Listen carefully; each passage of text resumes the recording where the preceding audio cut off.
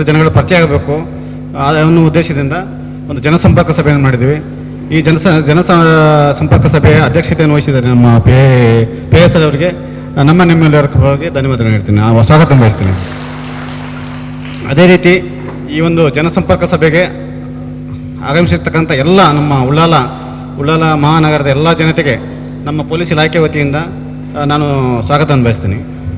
ಅದೇ ರೀತಿ ನಮ್ಮ ಸಹೋದ್ಯೋಗಿ ಮಿತ್ರರಿಗೆ ಹಾಗೂ ನಮ್ಮ ಸಿಬ್ಬಂದಿಗಳಿಗೆ ಕೂಡ ಸ್ವಾಗತ ಬಯಸ್ತೀನಿ. ಈ ಒಂದು ಕಾರ್ಯಕ್ರಮದ ಉದ್ದೇಶ ಏನು ಅಂತಂದರೆ, ಜನಗಳಿಗೆ ನಮ್ಮ ಪೊಲೀಸ್ ಠಾಣೆಯ ಬಗ್ಗೆ, ಹೊಸದಾಗಿ ಬಂದ ನಮ್ಮ ಇನ್ಸ್ಪೆಕ್ಟರ್ ಬಗ್ಗೆ ಎಲ್ಲರಿಗೂ ಪರಿಚಯ ಆಗಬೇಕು. ಅದಕ್ಕೆ ನಾವು ಕೂಡ ಹೊಸದಾಗಿ ಬಂದಿದ್ದೀವಿ, ಇನ್ಸ್ಪೆಕ್ಟರ್ ಕೂಡ ಹೊಸದಾಗಿದ್ದಾರೆ. ಆದ್ದರಿಂದ ನಿಮ್ಮ ಪರಿಚಯ ಇದ್ದರೆ ಕೆಲಸ ಅತ್ಯಂತ ಅಚ್ಚುಕಟ್ಟಾಗಿ ಕೆಲಸ ಮಾಡ್ಬೋದು. ಜನಗಳ ಪರಿಚಯನೇ ಇಲ್ಲ ಅಂತಂದರೆ ಕೆಲಸ ಮಾಡೋದು ಭಾಳಷ್ಟು ಕಷ್ಟ ಆಗ್ತದೆ. ಜನಗಳ ಪರಿಚಯ ಬೇಕು, ನಮ್ಮ ಪರಿಚಯ ನಿಮಗೆ ಬೇಕು, ನಿಮ್ಮ ಪರಿಚಯ ನಮಗಿದ್ರೆ ಅತ್ಯಂತ ಕಮ್ಯುನಿಕೇಷನ್ ಚೆನ್ನಾಗಾಗ್ತದೆ. ಏನೋ ಸಮಸ್ಯೆಗಳಿದ್ದರೂ ನೀವು ನಮ್ಮೊಟ್ಟಿಗೆ ಚೆನ್ನಾಗಿ ಕಮ್ಯುನಿಕೇಷನ್ ಇದ್ದರೆ ಸಣ್ಣ ಪುಟ್ಟ ಸಮಸ್ಯೆಗಳನ್ನಾದರೂ ನಾವು ಬಗೆಹರಿಸಲಿಕ್ಕೆ ಸರಿಪಡಿಸಲಿಕ್ಕೆ ಸಾಧ್ಯ ಆಗ್ತದೆ. ಆದ್ದರಿಂದ ನೀವು ಅತ್ಯಂತ ಉತ್ತಮ ರೀತಿಯಿಂದ ಸುಮಾರು 4-5 ವರ್ಷಗಳಿಂದ ನೀವು ಯಾವುದೇ ಕಾರಣಕ್ಕೆ ಸಮಸ್ಯೆ ಆಗಲಿಕ್ಕೆ ಬಿಡಲಿಲ್ಲ. ಅದರಲ್ಲಿ ನಿಮ್ಮ ಪಾತ್ರ ಭಾಳ ಮುಖ್ಯವಾಗಿದ್ದು. ಯಾಕೆಂದರೆ ನೀವೇ ಕೂಡ ಪೊಲೀಸಾಗಿ ಕೆಲಸ ಮಾಡ್ತಾ ಇದ್ದೀರಿ. ಕೆಲವೊಂದು ಸಲ ಸಮಸ್ಯೆಗಳಾದಾಗ ಇಮಿಡಿಯೇಟಾಗಿ ಒಂದು ಹೇಳುವಂಥ ಕೆಲಸ, ಅದು ಒಂದು ಅತ್ಯುತ್ತಮ ಕೆಲಸ. ಏನೇ ಸಮಸ್ಯೆಗಳು ಬಂದರೂ ನಮಗೆ ಹೇಳಿ ನಾವು ಅದನ್ನು ಅತ್ಯಂತ ಉತ್ತಮ ರೀತಿಯಲ್ಲಿ ಇಮಿಡಿಯೇಟಾಗಿ ಆ್ಯಕ್ಷನ್ ಮಾಡ್ತೇವೆ. ಪೊಲೀಸ್ ಯಾಕೆಂದರೆ ನಿಮ್ಮ ಸಮಾಜದಿಂದ ನಾವು ಕೂಡ ನಿಮ್ಮಿಂದ ಬಂದಿರೋದ್ರಿಂದ ಅತ್ಯಂತ ಉತ್ತಮ ರೀತಿಯಿಂದ ಸ್ಪಂದನೆ ಮಾಡೋದು ನಮ್ಮ ಕೆಲಸ, ನಮ್ಮ ಜವಾಬ್ದಾರಿ ಇದೆ. ಏನೇ ಸಣ್ಣ ಪುಟ್ಟ ಇನ್ಸಿಡೆಂಟ್ ಇದ್ದರೂ ನಮಗೆ ಹೇಳಿದರೆ ಇನ್ಸ್ಪೆಕ್ಟರ್ ಸರ್ ಅತ್ಯಂತ ಅನುಭವಿ ಇದ್ದಾರೆ. ನಾವು ನಮ್ಮ ಸಿಬ್ಬಂದಿಗಳು ಇಮಿಡಿಯೇಟ್ ಅಟೆಂಡ್ ಮಾಡಿಸಿಬಿಟ್ಟು ಅದನ್ನು ಅಲ್ಲೆಲ್ಲ ಬಗೆಹರಿಸುವಂಥ ಕೆಲಸ ಮಾಡ್ತೇವೆ. ಯಾಕಂದರೆ ಅತ್ಯಂತ ಪ್ರೀತಿ ತೋರಿಸಿದ್ರೆ ಸುಮಾರು 3-4 ವರ್ಷದಿಂದ ಅತ್ಯಂತ ಏನೋ ಸಮಸ್ಯೆ ಆಗದೆ ನೋಡ್ಕೊಂಡಿದ್ದೀರಿ. ಯಾಕಂದರೆ ನಿಮ್ಮ ಪಾತ್ರ ಮುಖ್ಯವಾಗಿದೆ. ಇನ್ನು ಮುಂದೆ ಕೂಡ ನೀವು ಯಾವುದೇ ರೀತಿಯ ಸಮಸ್ಯೆಗಳು ಬರದಾಗೆ, ಯಾವುದೇ ಸಮಸ್ಯೆಗಳಿದ್ರೂ ಕೂಡ ನಮ್ಮ ಇಮಿಡಿಯೇಟಾಗಿ ನಮ್ಮ ಪೊಲೀಸ್ ಇಲಾಖೆ ಗಮನಕ್ಕೆ ತರ್ತೀನಿ ನಾನು ನಂಬಿದ್ದೀನಿ. ಈ ಒಂದು ಕಾರ್ಯಕ್ರಮ ಆಗಮಿಸ್ತಾ ಎಲ್ಲರಿಗೂ ಕೂಡ ನಾನು ಸ್ವಾಗತ ಬಯಸ್ತೀನಿ.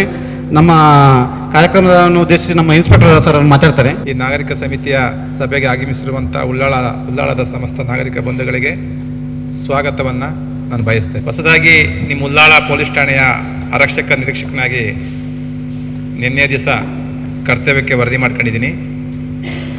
ವರದಿ ಮಾಡ್ಕೊಂಡದಕ್ಕೆ ನನಗೆ ಈ ಉಳ್ಳಾಳಕ್ಕೆ ಸಂಬಂಧಪಟ್ಟಂಗೆ ಸುಮಾರು ನನಗೆ ಜವಾಬ್ದಾರಿಗಳು ಇಲಾಖೆ ಮತ್ತು ನನಗೆ ನೀಡಿದೆ.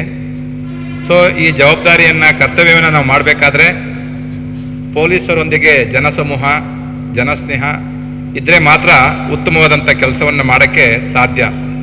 ಯಾವುದೇ ಒಬ್ಬ ಸರ್ಕಾರಿ ನೌಕರ ಕೆಲಸ ಮಾಡಬೇಕು ಅಂದರೆ ಜನಗಳ ಜೊತೆ ಬೆರೆತು ಕೆಲಸ ಮಾಡಿದರೆ ಅದು ಅತ್ಯುತ್ತಮವಾದಂಥ ಫಲಿತಾಂಶ ನೀಡ್ತದೆ ಅಂತ ನಾನು ಯಾವಾಗಲೂ ಜನಗಳ ಜೊತೆ ಬೆರೆತ್ಕೊಂಡು ಈ ಸಮಾಜದಲ್ಲಿ ಏನು ಉಳ್ಳಾಳ ಸಿಟಿ ಆಗ್ಬೋದು, ಸುತ್ತಮುತ್ತ ಹಳ್ಳಿಗಳಲ್ಲಿ ಶಾಂತಿ ಸುವ್ಯವಸ್ಥೆ ಕಾಪಾಡುವಂಥ ವ್ಯವಸ್ಥೆ ಮಾಡಬೇಕು ಅಂದರೆ ಜನಗಳು ವಿಶ್ವಾಸ ಇದ್ರೆ ಮಾತ್ರ ಅಂತ ನಾನು ಕಂಡಿದ್ದೀನಿ. ಅದರಿಂದ ನಿಮ್ಮ ಈ ಸಭೆ ಕರೆದು ನಿಮ್ಮ ಒಂದು ವಿಶ್ವಾಸ, ನಿಮ್ಮ ಒಂದು ಸ್ನೇಹವನ್ನು ಸಂಪಾದನೆ ಮಾಡ್ಕೊಳ್ಳೋಕ್ಕೆ ಮತ್ತು ನಿಮ್ಮಿಂದ ಉಳ್ಳಾಳದಲ್ಲಿ ಶಾಂತಿ ಸುವ್ಯವಸ್ಥೆ ಕಾಪಾಡುವಂಥದ್ದು, ಉಳ್ಳಾಳಲ್ಲಿ ನಡೆಯುವಂಥ ಯಾವುದೇ ರೀತಿ ನೋವುಗಳನ್ನು ನಿವಾರಣೆ ಮಾಡುವಂಥದ್ದು, ಮತ್ತು ನನ್ನ ಠಾಣಾ ವ್ಯಾಪ್ತಿಯಲ್ಲಿ ಏನೇ ಅಕ್ರಮಗಳಾಗ್ಬೋದು, ಅಪರಾಧಗಳು ನಡೆದ್ರೆ ಪತ್ತೆ ಮಾಡುವಂಥದ್ದು ಆಗ್ಬೋದು, ಇವೆಲ್ಲನೂ ನಾವು ಕ್ರಮಬದ್ಧವಾಗಿ ಕಾನೂನುಬದ್ಧವಾಗಿ ಕೆಲಸ ಮಾಡಬೇಕು ಅಂದರೆ ನಿಮ್ಮ ಸಹಕಾರ ಅತ್ಯಂತ ಅಗ್ರಗಣ್ಯ ಸ್ಥಾನದಲ್ಲಿದೆ.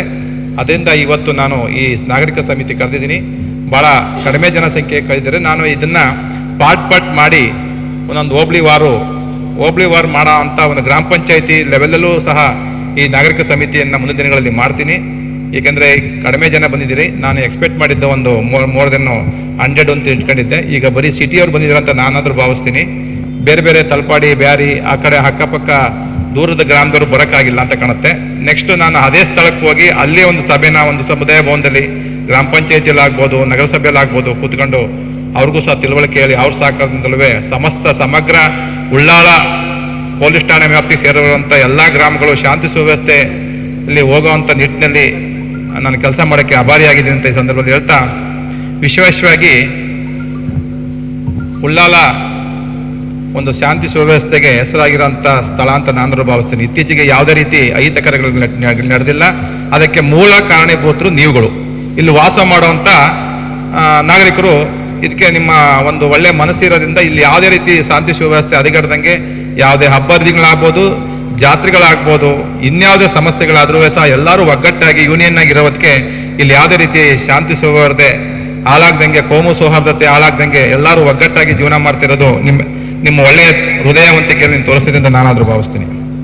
ಮತ್ತು ನಾವಿಲ್ಲಿ ಬರೋಕ್ಕಿಂತ ಮುಂಚೆ ಇಲ್ಲಿ ನಮಗೆ ಕೆಲವೊಂದು ಪೊಲೀಸ್ ಇನ್ಫಾರ್ಮರು ಮತ್ತು ಕೆಲವೊಂದು ಲೀಡ್ರುಗಳು ಮತ್ತು ರಾಜಕೀಯ ಲೀಡರ್ಗಳಾಗ್ಬೋದು, ಸಂಘಟನೆಗಳ ಲೀಡರ್ಗಳಾಗಿರ್ಬೋದು, ಒಂದು 2-3 ಕಂಪ್ಲೇಂಟ್ ಹೇಳಿದ್ದಾರೆ. ಸರ್, ಇಲ್ಲಿ ಮಾರಲ್ ಪೊಲೀಸ್ ಆಗುತ್ತೆ, ಹೋಗಿ ಪೊಲೀಸ್ ಆಗ್ತದೆ, ಅವರವರೇ ವೈಯಕ್ತಿಕವಾಗಿ ಅವರವರೇ ಗಲಾಟೆ ಮಾಡ್ಕೊಂಡು ಕೇಸ್ ಮಾಡ್ಕೋತಾರೆ. ಅದರ ಅವಶ್ಯಕತೆ ಇಲ್ಲ ಯಾರಿಗೂ. ಅದಕ್ಕೆ ಅಂತ ಪೊಲೀಸ್ ಇಲಾಖೆ ಇದೆ, ಅದಕ್ಕೆ ಅಂತ ನಾವು ಎಲ್ಲೆಲ್ಲ ಬಂದು ನಿಮ್ಮೂರಿಗೆ ಬಂದು ಸೇವೆ ಮಾಡೋಕ್ಕೆ ಅಂತ ಬಂದಿದ್ದೀವಿ. ಅದಕ್ಕೆ ಅಂತ ನಮಗೆ ಕಾನೂನು ಅವಕಾಶ ಇದೆ ನಮ್ಮ ಮಾಡೋಕ್ಕೆ. ನೀವು ಯಾರು ಏಕಪಕ್ಷೀಯವಾದಂಥ ತೀರ್ಮಾನವನ್ನು ತಗೋಬೇಡಿ. ಏನೇ ಆದ್ರೂ ನಮ್ಮ ಗಮನಕ್ಕೆ ತಗೊಬನ್ನಿ. ಇಲ್ಲಿ ಸುಮಾರು ನಿಮ್ಮ ಊರಿನಲ್ಲಿ 75 ಜನಕ್ಕಿಂತ ಹೆಚ್ಚು ಸಿಬ್ಬಂದಿಗಳು ಒಂದು DR ಪೊಲೀಸ್ ಎಲ್ಲ ಕೊಟ್ಟಿದ್ದಾರೆ ಸುವ್ಯವಸ್ಥೆ ಕಾಪಾಡುವಂಥದ್ದು ವ್ಯವಸ್ಥೆಯಲ್ಲಿ. ಸೊ ನೀವು ಏನೇ ಒಂದು ಸಣ್ಣ ನ್ಯೂಸನ್ಸ್ ಆದರೂ ಅದು ಯಾವುದೇ ಆಗಿರ್ಬೋದು, what ever it may be, ಇಂಥ ವಿಚಾರನ ಹುಡುಗಿ ವಿಚಾರ ಆಗ್ಬೋದು, ಡ್ರಗ್ಸ್ ಆಗ್ಬೋದು, ಇನ್ನೊಂದು ವಿಚಾರ ಯಾವುದೋ ಒಂದು ಇಲ್ಲಿಗಲ್ಲು ಹೋಗ್ತೈತೆ ಬರ್ತೈತೆ ಅನ್ನೋದಿದ್ರೂ, ಮತ್ತು ಅಕ್ಕಪಕ್ಕದ ಮನೆಯವ್ರ ಸಮಸ್ಯೆ ಆಗ್ತೈತೆ ಅಂದ್ರೂ ವೈಯಕ್ತಿಕವಾಗಿ ನೀವೇನು ಆಕ್ಷನ್ ತಗೊಳಕ್ಕೆ ಹೋಗಬೇಡಿ. ನೀವು ನಮ್ಮ ಪೊಲೀಸ್ ಗಮನಕ್ಕೆ ತಗೊಬನ್ನಿ. ವಿತಿನ್ ಟೈಮಲ್ಲಿ ನಾವು ಅಲ್ಲಿ ಸ್ಥಳಕ್ಕೆ ಹಾಜರಾಗಿ ನಾವಿದ್ದೀವಿ, ಹೊಯ್ಸಳ ಇರ್ತೀವಿ, ನಾವು ಬಂದು ಕಾನೂನಾತ್ಮಕ ಕ್ರಮ ತಗೊಳ್ತೀವಿ. ಆ ಕಾನೂನು ಕ್ರಮ ತಗೊಳ್ಳೋಕ್ಕೆ ನೀವೆಲ್ಲ ಸಹಕಾರ ಮಾಡಿ ಸಾಕು. ಯಾಕೆಂದ್ರೆ ಏನಾಗ್ತದೆ, ನೀವು ಏನು ಪ್ರವೋಕಾಗಿ ಮಾಡೋವಂಥದ್ದು, ಅಲ್ಲಿಗೆ ಅನಾಹುತಗಳಾಗುವಂಥದ್ದು, ಅವನ ಮೇಲೂ ಕೇಸ್ ಆಗ್ತದೆ. ನೀವು ಸಹಾಯ ಮಾಡಕ್ಕೆ ಹೋಗಿರ್ತೀರಲ್ಲ, ನಿಮ್ಮೇಲೂ ಕೇಸ್ ಆಗ್ತದೆ. ನೀವು ಯಾಕೆ ರಿಸ್ಕ್ ತಗೋತೀರಾ? ಅದಕ್ಕೆ ಅಂತ ನಾವಿದ್ದೀವಿ. ಕಾನೂನು ನಮ್ಮನ್ನ ನೇಮಿಸಿದೆ. ಪ್ರತಿಯೊಂದು ಇಲಾಖೆಗೆ ಡಾಕ್ಟರ್ ಕೆಲಸ ಡಾಕ್ಟ್ರೇ ಮಾಡಬೇಕು, ಪೊಲೀಸ್ ಕೆಲಸ ಪೊಲೀಸೇ ಮಾಡಬೇಕು, ತಹಸೀಲ್ದಾರ್ ಸಾಹೇಬ್ರ ಕೆಲಸ ತಹಸೀಲ್ದಾರೇ ಮಾಡಬೇಕು, ಕೃಷಿ ಇಲಾಖೆಯವರು ಕೃಷಿ ಇಲಾಖೆನೇ ಮಾಡಬೇಕು, ವಿಲೇಜ್ ಅಕೌಂಟ್ರ್ ಕೆಲಸ ವಿಲೇಜ್ ಅಕೌಂಟ್ರೇ ಮಾಡಬೇಕು. ನಮಗೆಲ್ಲ ಗೊತ್ತಿದೆ. ಆದರೆ ಅವರೇ ಸರ್ಕಾರ ನೇಮಿಸೋದ್ರಿಂದ ನೀವು ಸರ್ಕಾರದ ಅಧೀನದಲ್ಲಿ ನೀವು ಸಹಾಯ ಮಾಡಿ. ಸರ್ಕಾರಿ ನೌಕರಿಗಳಿಗೆ ನೀವು ಬೆಂಬಲ ಕೊಟ್ಟರೆ ಕಾನೂನು ಸುವ್ಯವಸ್ಥೆ ತುಂಬ ಚೆನ್ನಾಗಿರ್ತದೆ. ಯಾರು ಮಾರಲ್ ಪೊಲೀಸಿಂಗ್ ಮಾಡಕ್ಕೆ ಹೋಗಬೇಡಿ ಅಂತ ನಾನು ವೈಯಕ್ತಿಕವಾಗಿ, ವಿಶೇಷವಾಗಿ TV ಮಾಧ್ಯಮದಲ್ಲಿ ನಾವು ನೋಡ್ತಾ ಇರ್ತೀವಿ.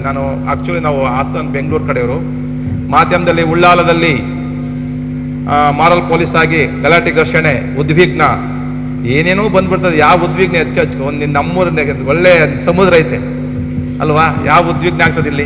ಯಾವ ಅಗ್ನಿನೂ ಬರಲ್ಲ, ಸಮುದ್ರಕ್ಕೆ ಎಲ್ಲ ನೀರಾಗೋಗ್ತದೆ. ಅವೆಲ್ಲ ನಿಮ್ಮ ಉಳ್ಳಾಲಕ್ಕೆ ಒಂದು ಭೀತಿ ವಾತಾವರಣವನ್ನ ಮಾಡಿಬಿಡ್ತಾರೆ.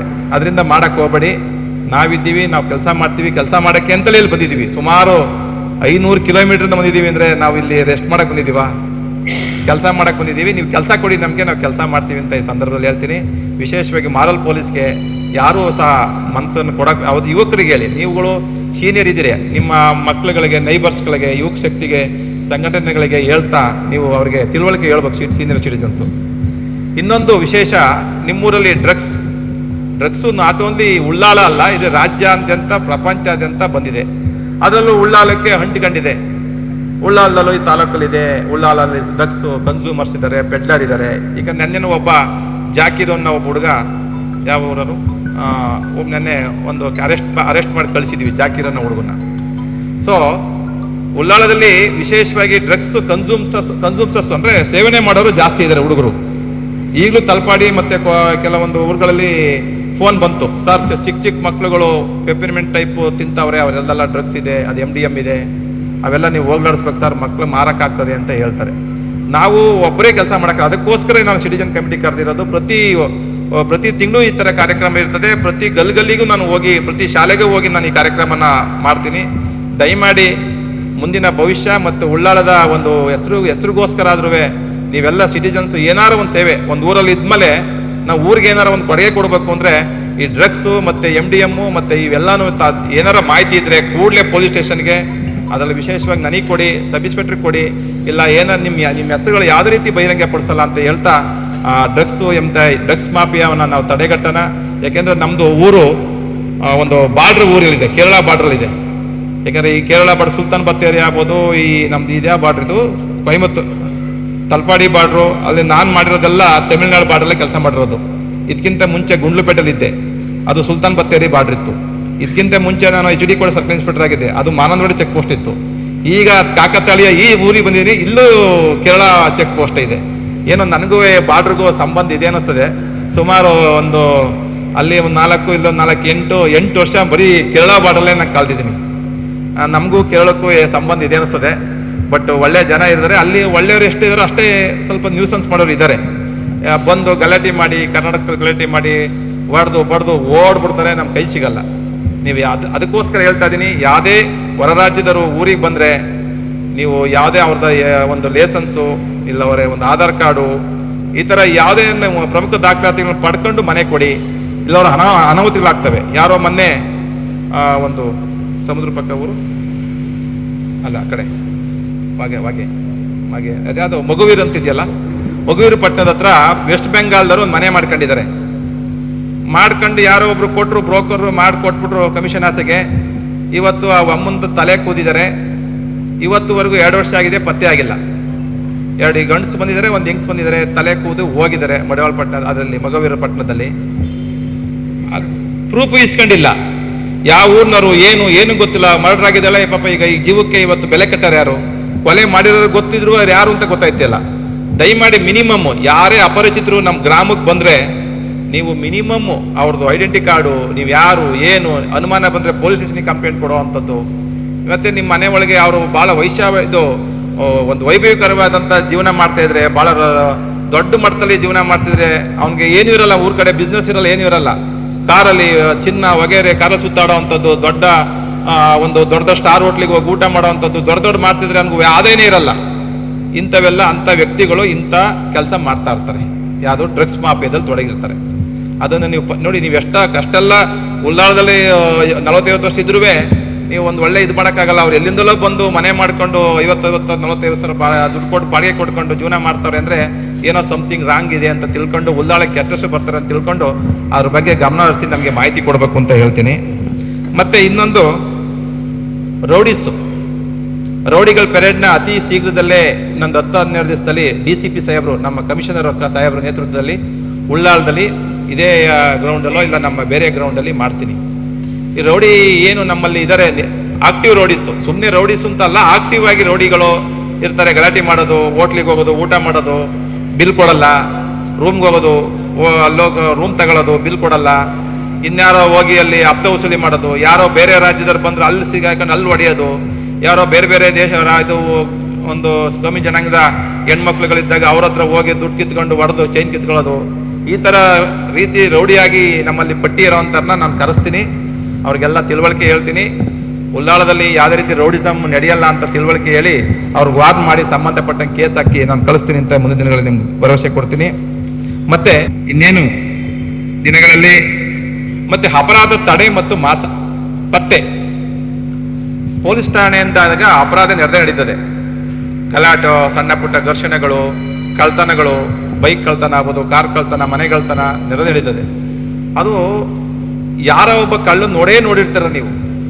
ಕಳ್ಳ ಏನೋ ಜಾದೂದ ರೀತಿ ಬಂದು ಯಾವುದೋ ಮುಗ್ಗಿ ಆಚೆ ಹೋಗಲ್ಲ, ಅವನು ಒತ್ಕೊಂಡು ಹೋಗ್ಬೇಕಾದ್ರೋ ಅವ್ನು ಬರಬೇಕಾದ್ರೋ ಎಲ್ಲೋ ಒಂದು ಸ್ವಲ್ಪ ನಿಮ್ಗೆ ಸನ್ಮಾನ ಬಂದಿರ್ತದೆ. ನೀವು ಯಾರೋ ಬೇರೆ ಊರನ್ನ ಕಡೆಯ ಬಂದು ನಮ್ಮ ಊರಲ್ಲಿ ಏನೋ ವಾಚ್ ಮಾಡ್ತಾನೆ ಅಂತ ನಿಮಗೆ ಗೊತ್ತಾಗ್ತದೆ. ಅದು ಗೊತ್ತಾಗೋದಕ್ಕೆ ನಮ್ಗೆ ಇಂಟಿಮೇಷನ್ ಮಾಡಿಬಿಟ್ರೆ ಭಾಳ ಒಳ್ಳೇದು. ಆಗ ಏನು ಆಗ್ದಂಗೆ ಯಾರಪ್ಪ ನೀನು ಅಂತ ತಿಳುವಳಿಕೆ ಹೇಳಿ ಅವನ ಮೇಲೆ ಏನಾರ ನಾವು ಕೇಸ್ ಹಾಕಿ ಅವನ ಮೇಲೆ ಅಪರಾಧ ನಡೆದಂಗೆ ತಡೆಗಟ್ಬೋದು. ನೆಕ್ಸ್ಟ್ ಏನಾರು ಅಪರಾಧ ನಡೆದ್ರೂ ಏನು ತಲೆ ಕೆಡಿಸ್ಕೊಬೇಡಿ. ಅದಕ್ಕೆ ನಾವೆಲ್ಲ ನಮ್ಮದೇ ಆದ ತನಿಖೆ ಆಯೋಗ ಇದೆ, ಅದರಲ್ಲಿ ನಾವು ಪತ್ತೆ ಮಾಡಿಕೊಡ್ತೀವಿ ಅಂತ ಈ ಸಂದರ್ಭದಲ್ಲಿ ಹೇಳ್ತೀನಿ.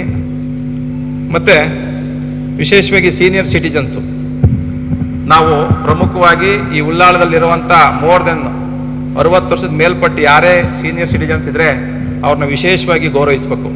ಯಾಕಂದರೆ ಸೀನಿಯರ್ ಸಿಟಿಜನ್ನು ಇತ್ತೀಚೆಗೆ ಒಂದು ರೀತಿ ಅವರು ಮರೆ ಆಗ್ತಾವ್ರೆ, ಮಕ್ಕಳುಗಳಿಂದ ದೂರ ಆಗ್ತಾವ್ರೆ, ಎಲ್ಲ ರೀತಿಯಿಂದ ಅವರು ಸಮಾಜದಿಂದ ಒಂಥರ ಕಟ್ಟೆ ವ್ಯಕ್ತಿ ಆಗ್ತಾವ್ರೆ. ಈಗ ನಿಮಗೆಲ್ಲ ಅನುಭವ ಆಗಿದೆಯಲ್ವೋ ಗೊತ್ತಿಲ್ಲ, ಒಳ್ಳೆ ಮಕ್ಕಳಿದ್ರೆ ಎಲ್ಲ ತಂದೆ ತಾಯಿಗಳು ಚೆನ್ನಾಗಿ ನೋಡ್ಕೊತಾರೆ. ಕೆಲವೊಂದು ಸಾಂಸಾರಿಕವಾಗಿ ಏನೇನೋ ಅನಾಹುತಿಗಳಾಗಿ ತಂದೆ ತಾಯಿನ ದೂರ ಇಟ್ಟು ಅವ್ರಿಗೆ ಊಟ ವಸತಿ ಇಲ್ದಂಗೆ ಇರೋವಂಥ ಪ್ರಸಂಗಗಳವೆ. ಆ ಪಾಪ ನಮ್ಮ ಉಳ್ಳಾಳದ ನಡೀಬಾರ್ದು. ಯಾವೇ ತಂದೆ ತಾಯಿ ಆಗಿರ್ಬೋದು, ಯಾವುದೇ ಜನ ಆಗಿರ್ಬೋದು, ಯಾವುದೇ ಜನಾಂಗೀಯ ಆಗಿರ್ಬೋದು, ಸೀನಿಯರ್ ಸಿಟಿಜನ್ 60 ವರ್ಷದ ಮೇಲ್ಪಟ್ಟು ವಿಶೇಷವಾಗಿ ತಂದೆ ತಾಯಿ ಹೊರಗಡೆ ಇರೋವಂಥ ತಂದೆ ತಾಯಿಗಳಿದ್ರೆ ಅವರು ದಯಮಾಡಿ ನಮ್ಮ ಪೊಲೀಸ್ ಸ್ಟೇಷನಿಗೆ ಬನ್ನಿ. ನಿಮ್ಗೆ ಯಾವುದೇ ರೀತಿ ನಿಮಗೆಲ್ಲ ರಕ್ಷಣೆ, ನಿಮ್ಮ ಮಕ್ಕಳ ರೀತಿ ನಾವು ರಕ್ಷಣೆ ಕೊಡೋ ರೆಡಿ ಇದ್ದೀವಿ. ನಿಮ್ಗೆ ಯಾರು ಬದುಕಕ್ಕೆ ಸಮಸ್ಯೆಗಳಾದರೆ, ನಿಮ್ಮ ಮಕ್ಕಳುಗಳಿಂದ ಅಕ್ಕಪಕ್ಕ ನೆರೆಹೊರೆಯಿಂದ ಸಮಸ್ಯೆ ಆದರೆ ನೀವು ನೇರವಾಗಿ ಪೊಲೀಸ್ ಸ್ಟೇಷನ್ಗೆ, ವಿಶೇಷವಾಗಿ ಸೀನಿಯರ್ ಸಿಟಿಜನ್ಸು ಎಲ್ಲ ಬಂದು ನಮ್ಮ ಹತ್ರ ಒಳ್ಳೆಯ ರೀತಿ ಅವ್ರು ನಿಮ್ಮ ಜೀವನಕ್ಕೆ ತೊಂದರೆ ಆಗ್ದಂಗೆ ನಾವು ಮಾಡ್ಕೊಡ್ತೀವಿ ಅಂತ ವಿಶೇಷವಾಗಿ ಸೀನಿಯರ್ ಸಿಟಿಜನ್ಸ್ಗೆ ನಾನು ಹೇಳ್ತೀನಿ. ಮಕ್ಕಳು ಮತ್ತು ಉಳ್ಳಾಳ ಸೀನಿಯರ್ ನಮ್ಗೆ ಇಲ್ಲಿ ಬಂದಿರೋ ನಾಗರಿಕ ಸಮಿತಿ ಕರೆದಿರೋದು, ಒಂದು ಮಕ್ಕಳು ಸೀನಿಯರ್ ಸಿಟಿಜನ್ಗೆ ತೊಂದರೆ ಆಗ್ಬಾರ್ದು ಜೀವನ ಮಾಡೋಕ್ಕೆ. ಈಗ ನಮ್ಗಳಿಗೆ ನಮ್ಮ ಮೇಜರ್ಗೆ ಏನೋ ನಾವು ಮಾಡಿಬಿಡ್ತೀವಿ, ಬಚಾವಾಗ್ತೀವಿ, ಶಕ್ತಿ ಇರ್ತದೆ, 4 ಜನ ಬರ್ತಾರೆ, ನಮಗೆ ಯಾರು ಸಹಾಯ ಮಾಡ್ತಾರೆ, ಯಾರು ಬರ್ತಾರೆ. ಮಕ್ಕಳುಗಳಿಗೆ ನೀವು ಸಹಾಯ ಮಾಡಬೇಕು. ವಯಸ್ಸಾದ ವೃದ್ಧರಿಗೆ ಅದು ಯಾರೇ ಇರ್ಬೋದು, ಆ ಪುಣ್ಯಾತ್ಮರಿಗೆ ನಾವು ಸಹಾಯ ಮಾಡುವಂಥ ಗುಣವನ್ನು ನಾವು ಬೆಳೆಸ್ಕೊಳ್ಳೋಣ ಅಂತ ಹೇಳ್ತಾ, ಮತ್ತು ಇನ್ನೇನು ವಿಶೇಷವಾಗಿ ಬರುವ ದಿನಗಳಲ್ಲಿ ಈದ್ಗಾ ಸಂಭ್ರಮ ಇದೆ, ಈದ್ಗಾ ಮಿಲಾದ್ ಸಂಭ್ರಮ ಇದೆ, ಹಬ್ಬ ಇದೆ. ಹಬ್ಬವನ್ನು ಭಾಳ ನಾವೆಲ್ಲ ಶಾಂತಿಯುತವಾಗಿ ಆಚರಣೆ ಮಾಡೋಣ. ಹಬ್ಬಕ್ಕೆ ಸಂಬಂಧಪಟ್ಟಂಗೆ ಗುರುವಾರ 28ಕ್ಕಿದೆ. ಆ ದಿನವನ್ನು ನಾವೆಲ್ಲ ಸಂಭ್ರಮದಿಂದ ಶಾಂತಿಯಿಂದ ಆಚರಣೆ ಮಾಡೋಣ ಅಂತ ಹೇಳ್ತಾ, ಯಾವುದೇ ಹಬ್ಬ ಆಗಿರ್ಬೋದು, ಬಕ್ರೀದ್ ಆಗಿರ್ಬೋದು, ಈದ್ ಮಿಲಾದ್ ಆಗಿರ್ಬೋದು, ಈ ಗಣಪತಿ ಹಬ್ಬ ಅಂತೂ ಭಾಳ ಶಾಂತಿ ಸುವ್ಯವಸ್ಥೆ ನಿಮ್ಮೂರಲ್ಲಿ ನಡೆದೋಯ್ತು. ಅದೇ ರೀತಿ ಬಕ್ರೀದ್ ಈ ಹಬ್ಬನೂ ಸಹ ವಿಜೃಂಭಣೆಯಿಂದ, ಶಾಂತಿ ಸುವ್ಯವಸ್ಥೆಯಿಂದ, ಭಯ ಭಕ್ತಿಲಿ, ವಿಶೇಷವಾಗಿ ಭಯ ಮತ್ತು ಭಕ್ತಿಯ ಒಂದು ಇದರಲ್ಲಿ ನಾವು ಕೆಲಸ ಮಾಡೋಣ ಅಂತ ಹೇಳ್ತಾ, ನಿಮ್ಮೆಲ್ಲ 24 ಗಂಟೆ 365 ದಿವಸ ರಾತ್ರಿ 1 ಗಂಟೆಲಿ ಕರೆದ್ರೂ ನಾನು ಫೋನ್ ಮಾಡಿದರೆ ನಾನು ಎದ್ದು ಬರ್ತೀನಿ. ನನಗೆ ಕೆಲಸ ಮಾಡೋಕ್ಕೆ ಬಂದಿರೋದ್ರಿಂದ ನೀವು ಯಾವ ಸಂದರ್ಭದಲ್ಲಿ ನನಗೆ ಫೋನ್ ಮಾಡಿ ಬರ್ತೀನಿ, ನಾನು ಬರ್ತೀನಿ. ನಮ್ಮ ಇನ್ಸ್ಪೆಕ್ಟರ್ಗಳು, ನಮ್ಮ ಸಿಬ್ಬಂದಿಗಳೆಲ್ಲ ನಿಮ್ಮ ಸೇವೆ ಮಾಡೋಕ್ಕೆ ನಾವು ರೆಡಿ ಇದ್ದೀವಿ. ಉಳ್ಳಾಳದಲ್ಲಿ ನೀವೆಲ್ಲ ಪೊಲೀಸ್ಗೆ ವಿಶೇಷವಾಗಿ ಒಂದು ಸಹಕಾರ ಕೊಡಬೇಕು. ಹಿಂದೆ ಏ ರೀತಿ ಕೊಡ್ತಿದ್ರು ಅದಕ್ಕಿಂತ ಒಂದು ಹೆಚ್ಚಿನ ಭಾಗ ನೀವು ಕೊಡಬೇಕು. ನಾವು ಜನಸ್ನೇಹ ಪೊಲೀಸ್ ಠಾಣೆಯಾಗಿ ಮಾಡಬೇಕು ಅಂತ ನಾವು ಟಂಕ ಕಟ್ಟಿದ್ದೀವಿ. ನೀವೆಲ್ಲ ಜನಸ್ನೇಹಿ. ಹೆಂಗೆ ಅಂದರೆ ಪೊಲೀಸ್ ಸ್ಟೇಷನ್ಗೆ ಜಸ್ಟ್ ಲೈಕ್ ಬರಬೇಕು, ವಿಶೇಷವಾಗಿ ಎಲ್ಲ ಜನ ನೋವುಗಳನ್ನ ಹೇಳ್ಕೋಬೇಕು, ಸಮಸ್ಯೆ ಬಗೆಹರಿಸ್ಕೊಂಡು ಹೋಗ್ಬೇಕು. ನಿಜವಾದ ದೇವಸ್ಥಾನ ಅಂದರೆ ಪೊಲೀಸ್ ಸ್ಟೇಷನ್ನೇ. ನಿಜವಾದ ದೇವಸ್ಥಾನ ಅಂದರೆ ತಹಸೀಲ್ದಾರ್ ಆಫೀಸು. ನಿಮ್ಗೆ ಏನೇ ಸಮಸ್ಯೆ ರೆವಿನ್ಯೂ ಸಂಬಂಧಪಟ್ಟಂಗೆ ತಹಸೀಲ್ದಾರ್ ಆಫೀಸ್ಗೆ ಹೋಗಿ, ನಿಮಗೆ ದೈಹಿಕವಾಗಿ ಮಾನಸಿಕವಾಗಿ ಸಮಸ್ಯೆ ಆಗ್ತೈತೆ, ನಿಮಗೆ ನಷ್ಟ ಆಗ್ತೈತೆ, ವಂಚನೆ ಆಗ್ತೈತೆ, ಫ್ರಾಡ್ ಆಗ್ತೈತೆ ಅಂತ ಅಂದರೆ ಪೊಲೀಸ್ ಸ್ಟೇಷನ್ಗೆ ಬನ್ನಿ, ನಿಮಗೆ ನಿಜವಾಗಿ ನ್ಯಾಯ ಸಿಗುತ್ತೆ ಅಂತ ಹೇಳ್ತಾ, ಪೊಲೀಸ್ ಠಾಣೆ ಮತ್ತು ನಿಮ್ಮ ಸಂಬಂಧ ಒಂದು ರೀತಿ ಕುಟುಂಬವಾಗಿರಲಿ ಅಂತ ಹೇಳ್ತಾ ನಾನು ಬಯಸ್ತೇನೆ. ದಯಮಾಡಿ ನನಗೆ, ಯಾಕಂದ್ರೆ ಹೊಸದಾಗಿ ಬಂದಿರೋದ್ರಿಂದ ತಮ್ಮ ಸಲಹೆ ಭಾಳ ಅತ್ಯಮೂಲ್ಯವಾಗಿದೆ. ಏನಾದರೂ ಗೌರವಿತವಾಗಿ ನಮಗೆ ನಮ್ಮ ಉಳ್ಳಾಳ ಪೊಲೀಸ್ ಸ್ಟೇಷನ್ನ ಇನ್ನೂ ಹೆಚ್ಚಿನ ರೀತಿ ಒಂದು ಮಾಡರ್ನೈಸ್ ಮಾಡ್ಬೋದು, ಸೆನ್ಸಿಟೈಸೇಷನ್ ಮಾಡ್ಬೋದು. ಇನ್ನೂ ಯಾವುದೇ ರೀತಿ ಸಮಸ್ಯೆಗಳಾಗ್ದಂಗೆ. ಯಾರೋ ಮೊನ್ನೆ ಟಿ ವಿಲಿ ನೋಡಿದೆ, ಏನಾರೋ ಗಾಂಜಾ ಹೊಡೆದ್ಬಿಟ್ಟು ರೋಡಲ್ಲಿ ಚಾಕಿ ಹಿಡ್ಕೊಂಡು ತಿರ್ಗಾಡ್ತಿದ್ದ ಅಂತ. ಅಲ್ಲ, ಇದೇ ಊರು ಪಕ್ಕದೂರು, ಅದು ಕೊಣಾಜಿದು. ಅಲ್ಲಿ ಬರೆಯೋದು ಮಾತ್ರ ಉಳ್ಳಾಲ. ಕೊಣಜಿಲ್ ಮಾಡಿದ್ರು ಉಳ್ಳಾಲ, ಯಾವ್ದು ಮಾಡಿದ್ರು ಉಳ್ಳಾಲನೇ. ಸೊ ಅದರಿಂದ ಉಳ್ಳಾಲ ನಾನು ತಿಳ್ಕೊಂಡಂಗೆ ಭಾಳ ಐತಿಹಾಸಿಕ ಇರೋವಂಥ ಊರು. ನಮ್ಮ ಮನೆ ದರ್ಗಾಕ್ಕೆ ಹೋದಾಗ ಆಗ್ಬೋದು, ಸೋಮೇಶ್ವರ ನೋಡಿದಾಗ ಅವೆಲ್ಲ ಇತಿಹಾಸ ಇರೋವಂಥ ಸ್ಥಳಗಳು. ಇಲ್ಲಿ ದೇವರುಗಳು ತಿರುಗಾಡಿ ಹೋಗಿರೋವಂಥವು ಇದ್ದಾರೆ. ಅದರಿಂದ ಇಲ್ಲಿ ಭಾಳ ಭಯಭಕ್ತಿಯಿಂದ ಇರೋಣ, ಎಲ್ಲರಿಗೂ ಸಹಾಯ ಮಾಡೋಣ, ಯಾರಿಗೂ ತೊಂದರೆ ಆಗ್ಬಾರ್ದು ಅಂತ ಹೇಳ್ತಾ, ಉತ್ತಮವಾದ ಬದುಕು ಮಾಡೋಕ್ಕೆ ನಿಮ್ಗೆ ಏನೆಲ್ಲ ಸಹಾಯ ಬೇಕು ನಾವೆಲ್ಲ ಪೊಲೀಸ್ ಠಾಣೆ ರೆಡಿ ಇದೆ ಅಂತ ಹೇಳ್ತಾ, ವಿಶೇಷವಾಗಿ ಯುವಕರು ನಮ್ಮ ಜೊತೆ ಕೈ ಜೋಡಿಸ್ಬೇಕು. ಇಲ್ಲಿ ಬಂದಿರೋವಂಥ ಯುವಕ ಶಕ್ತಿ ಇನ್ನೂ ಬರಬೇಕಾಗಿತ್ತು. ನೀವು ನನ್ನನ್ನು ಜಾಸ್ತಿ ಉಪಯೋಗಿಸ್ಕೊಳ್ಳಿ. ಮುಂದಿನ ಉಳ್ಳಾಳಕ್ಕೆ ಭವಿಷ್ಯ ನೀವೇ. ಯುವಕರೇನಿದ್ದೀರಿ, ನೀವು ನಮ್ಮ ಉಳ್ಳಾಳ ಕಟ್ಟುವಂಥ ಜವಾಬ್ದಾರಿ ಜಾಸ್ತಿ ಇದೆ. ಅದರಿಂದ ಹೇಳ್ತಾ, ನನಗೆ 2 ಮಾತಾಡೋಕ್ಕೆ ಅವಕಾಶ ಮಾಡಿಕೊಟ್ಟಂಥ ಎಲ್ಲ ಗೌರವಾನ್ವಿತ ಉಳ್ಳಾಳ ಜನತೆಯ ನಾಗರಿಕ ಬಂಧುಗಳಿಗೆ ನಮಸ್ಕಾರ. ಸೂಕ್ಷ್ಮ ಪ್ರದೇಶ ಅಂತ ಹೇಳ್ಕೊಂಡು ಇಲ್ಲಿ ಭಯವನ್ನು ಹುಟ್ಟಿಸುವಂತ ಪ್ರಯತ್ನ ಆಗ್ತಿತ್ತು. ಅದು ಬರ್ತಾ ಬರ್ತಾ ಎಲ್ರಿಗೂ ಅದು ಸರಿಯಲ್ಲ. ಉಳ್ಳಾಲದ ಎಲ್ಲ ಜನರು ಸಹೋದರತೆಯಿಂದ ಇದ್ದಾರೆ ಅಂತ ಎಲ್ಲರಿಗೂ ಗೊತ್ತಾಗಿದೆ. ಆದ್ದರಿಂದ ಇವಾಗ ಅಂತ ಯಾವುದೇ ಸಮಸ್ಯೆ ಇಲ್ಲ ಸರ್. ಇಲ್ಲಿ ಸಮಸ್ಯೆ ಅಂತ ಹೇಳಿದರೆ ಸರ್, ಇದೊಂದು ಗಡಿ ಪ್ರದೇಶ ಆಗಿರೋದರಿಂದ ಹಲವಾರು ಮೆಡಿಕಲ್ ಕಾಲೇಜುಗಳಲ್ಲಿದೆ, ಬೇಕಾದಷ್ಟು ಹಾಸ್ಟೆಲ್ಗಳಿವೆ. ಈ ಹಾಸ್ಟೆಲ್ಗಳಲ್ಲಿ ಇರುವಂಥ ನಮ್ಮ ಹತ್ತಿರದ ರಾಜ್ಯದ ಹುಡುಗಿಯರು ಸಮೇತ ರಾತ್ರಿ ಅವರ 11 ಗಂಟೆ ನಂತರನೇ ಅವರು ಹೊರಗೆ ಬರೋದು. ಡ್ರಗ್ಸಿನ ಇಲ್ಲಿ ಇಷ್ಟೊಂದು ಈಸಿಯಾಗಿ ಸಿಗ್ಲಿಕ್ಕೆ ಕಾರಣನೇ ಅವರಂತ ಹೇಳ್ಬೇಕು ಸರ್. ಇಲ್ಲಿ ದೊಡ್ಡದಾಗಿ ವ್ಯಾಪಾರ ನಡೆಯಲು ಕಾರಣ ಅವರೇ. ಖರೀದಿ ಮಾಡಲಿಕ್ಕೆ ಜನರು ಇರುವಾಗ ಮಾತ್ರ ವ್ಯಾಪಾರಸ್ಥರು ಇಲ್ಲಿಗೆ ಬರ್ತಾರೆ. ಇಲ್ಲಿ ನೀವು ಹೇಳಿದಾಗೆ ಒಂದು ಘಟನೆಯನ್ನ, ಇಲ್ಲಿ ಬೇರೆ ರಾಜ್ಯದವರು ಬಂದು ಕೆಲಸ ಮಾಡೋದು ತಪ್ಪಲ್ಲ, ಅವರ ಮಾಹಿತಿ ಇಲ್ಲದೆ ಇಲ್ಲಿ ಇರುವುದು ತಪ್ಪು. ಇಂಥ ಹಲವಾರು ಘಟನೆ, ತಾವು ಒಂದು ಘಟನೆಯನ್ನು ಹೇಳಿದ್ವಿ ಮೊಗೇರಪಟ್ಟಣದ್ದು, ಅಂಥದ್ದು ಹಲವಾರು ಘಟನೆ ಆಗ್ತಾ ಇದೆ. ಮೊನ್ನೆ ಒಂದು ಪೊಲೀಸರು ರಾಜಸ್ಥಾನದಿಂದ ಹೋಗಿ ಕರ್ಕೊಂಡ್ಬಂದ್ರು, 2 ವರ್ಷದಿಂದ ಅವನ ಹಿಂದೆ ಬಿದ್ದರು. ಎಷ್ಟು ಖರ್ಚಿಸ್ತಾರೆ ಅದಕ್ಕೆ. ಇಲ್ಲಿ ಯಾರಾದರೂ ಬಾಡಿಗೆ ಕೊಡುವಾಗ, ಇಲ್ಲಾಂದ್ರೆ ಅವರು ಬಂದ ಆ ಸ್ಟೇಷನಿನ NOC ಪಡ್ಕೊಂಡು ಇಲ್ಲಿ ಬಂದು ಅದನ್ನ ಪೊಲೀಸ್ ಸ್ಟೇಷನ್ ಕೊಟ್ಟು ಇದ್ರೆ ನಿಮಗೂ ಸಹಕಾರ ಆಗುತ್ತೆ, ಸಾರ್ವಜನಿಕರಿಗೂ ಸಹಕಾರ ಆಗುತ್ತೆ. ಯಾವ ದೇಶ ಯಾವ ರಾಜ್ಯದವನು ಅಂತ ಗೊತ್ತಾಗ್ತಲ್ಲ, ಎಲ್ರಿಗೂ ಭಯ ಅಂತ ಹೇಳ್ತೀವಿ. ಅವನು ಬಂಗಾಳಿ ಆದ್ರೂ, ಬಿಹಾರಿ ಆಗ್ಲಿ, ಅಸ್ಸಾಂ ಆಗ್ಲಿ, ಆಂಧ್ರದವನಾಗ್ಲಿ, ಯಾವ ಪ್ರದೇಶದವನಾಗ್ಲಿ ಭಯ ಅಂತ ಹೇಳ್ತೀವಿ. ನಿಜವಾಗಿ ಬೇರೆ ಬೇರೆ ರಾಜ್ಯದವರು ಇರ್ತಾರೆ. ಆದ್ದರಿಂದ ಇಲ್ಲಿ ರಾತ್ರಿ ಪಾಳಯದಲ್ಲಿ ಇರುವಂತಹ ಡ್ಯೂಟಿಯಲ್ಲಿರುವಂತಹ ಪೊಲೀಸರು ಒಳ್ಳೆ ಸ್ಟಾಫ್ಗಳಿದ್ದೀರ ಸರ್. ಈಗ ಒಳ್ಳೆ ಸ್ಟಾಫ್ ಇದ್ದಾರೆ ನಿಮ್ಮ ಜೊತೆ. ಅವರಿಗೆ ರಾತ್ರಿ ಯಾಕೆ ಬರ್ತಾರೆ? ಒಂದು ಬೈಕಲ್ಲಿ 3 ರಿಂದ 4 ಜನ ಸರಾಸರಿ ಬರ್ತಾರೆ ಸರ್. ತಲಪಾಡಿಯಲ್ಲಿ 11 ಗಂಟೆ ನಂತರ ಯಾವ ಅಲ್ಲಿ ರೆಸ್ಟೋರೆಂಟ್ಗಳಾಗಲಿ, ಗೂಡಂಗಡಿಗಳಾಗಲಿ, ಹೋಟೆಲ್ ಆಗಲಿ ತೆರೆಯುವ ಅವಶ್ಯಕತೆನೇ ಇಲ್ಲ. ಯಾಕೆಂತ ಹೇಳಿದ್ರೆ ನಮ್ಮ ಈ ಉಳ್ಳಾಳ ಪ್ರದೇಶ ಜನರು 9-10 ಗಂಟೆಗೆ ಮಲಗಿರ್ತಾರೆ.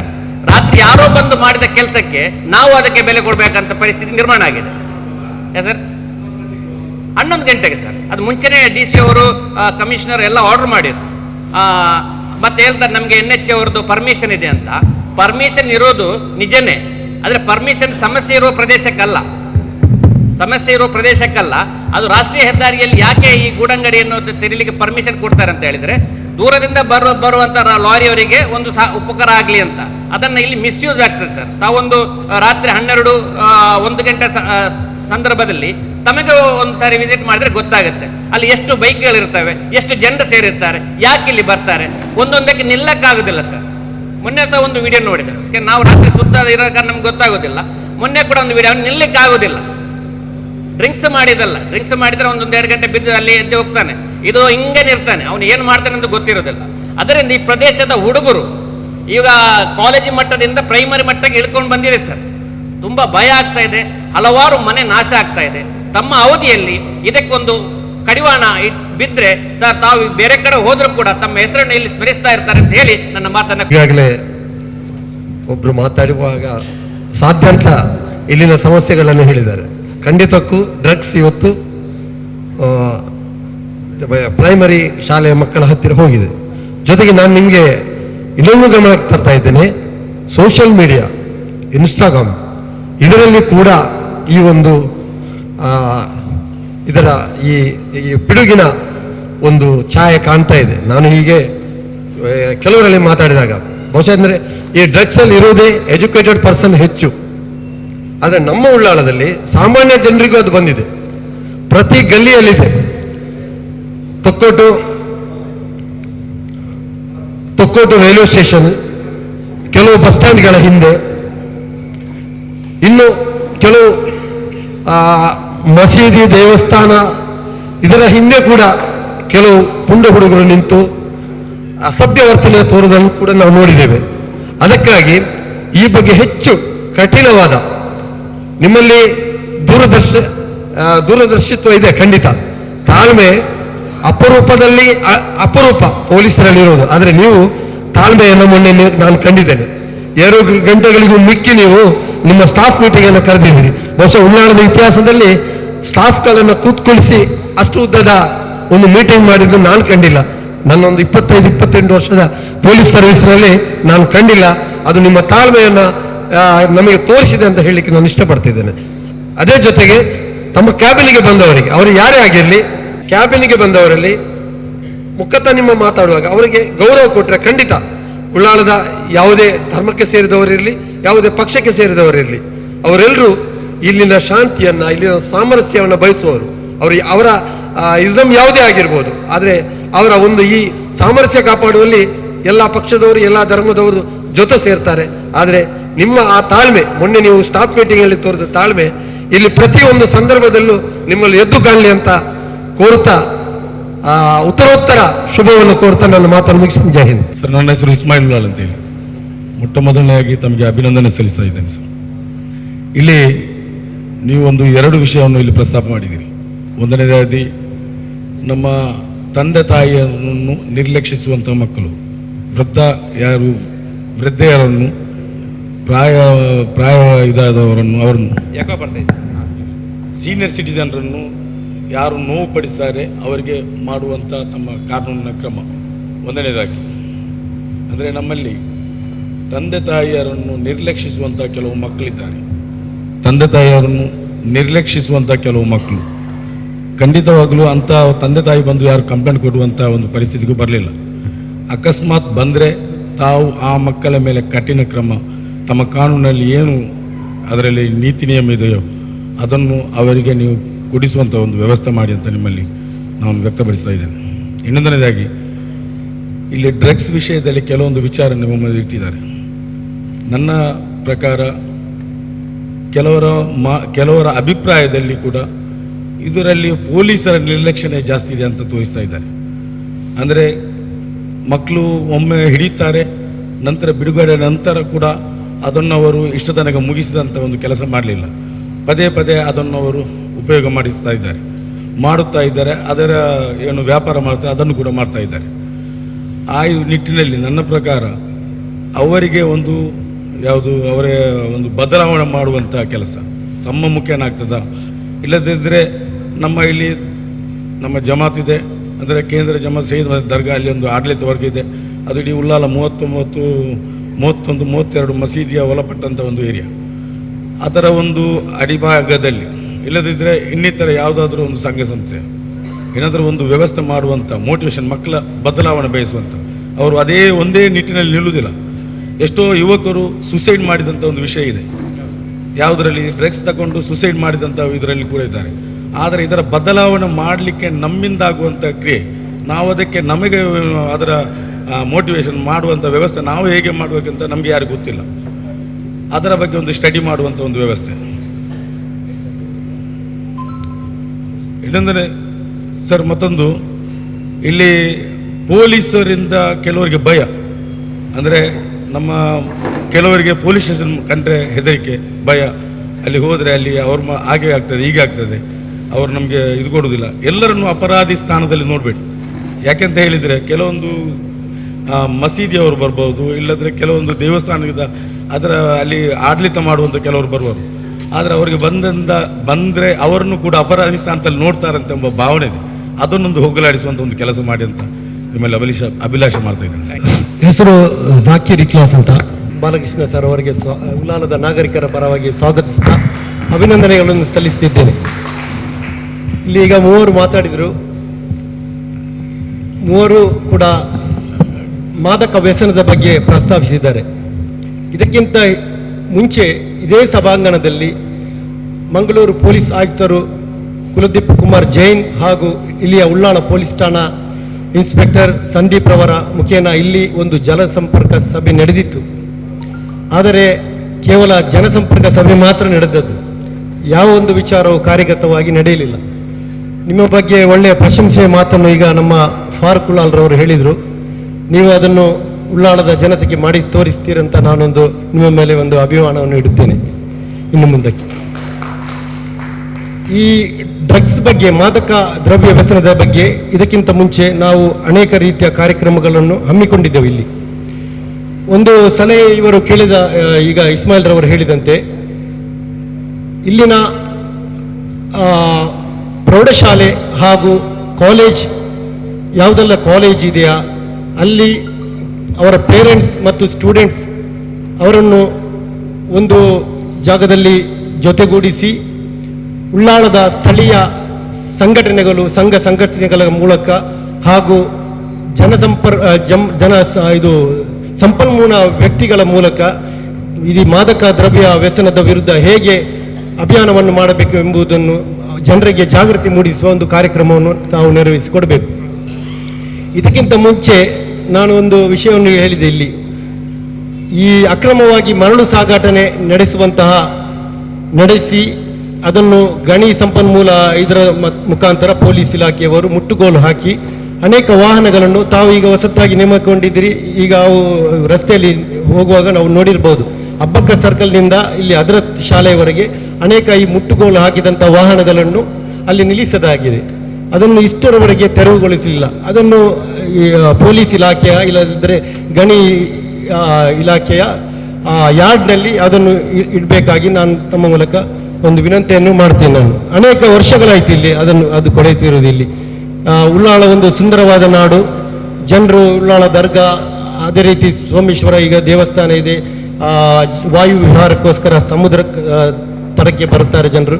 ಅಲ್ಲಿ ಒಂದು ಸ್ವಾಗತ ಕೋರಲು ಅದನ್ನು ಇಡಿಸಿದಾಗೆ ಆಗಿದೆ. ಅದನ್ನು ತಾವು ಇಮಿಡಿಯೇಟ್ ಆಗಿ ಅಲ್ಲಿಂದ ನಿರ್ಮೂಲನೆಗೊಳಿಸಲಿಕ್ಕೆ ಮತ್ತೊಂದು ಓವರ್ ಬ್ರಿಡ್ಜ್, ಉಳ್ಳಾಳ ಓವರ್ ಬ್ರಿಡ್ಜಿಂದ ಉಳ್ಳಾಳಕ್ಕೆ ಬರುವ ಹಾಗೆ ಮತ್ತು ಉಳ್ಳಾಳದಿಂದ ಓವರ್ ಬ್ರಿಡ್ಜ್ ಕಡೆ ಹೋಗುವಾಗ ಅಲ್ಲಿ ಒಳಪೇಟೆಗೆ ರಸ್ತೆಗೆ ಕೆಳಗಡೆ ಹೋಗ್ತಾರಲ್ಲ, ಅಲ್ಲಿ ಒಂದು ಟ್ರಾಫಿಕ್ ಜಾಮ್ ಆಗ್ತಾ ಇರ್ತದೆ. ಯಾವಾಗ ನೋಡಿದ್ರು ಸಹ ಅಲ್ಲಿ ಒಂದು ಟ್ರಾಫಿಕ್ ವ್ಯವಸ್ಥೆಯನ್ನು ಸರಿಪಡಿಸಲಿಕ್ಕೋಸ್ಕರ ಈ ಮೂಲಕ ವಿನಂತಿಸುತ್ತಿದ್ದೇನೆ. ಸರ್ ನಮಸ್ತೆ.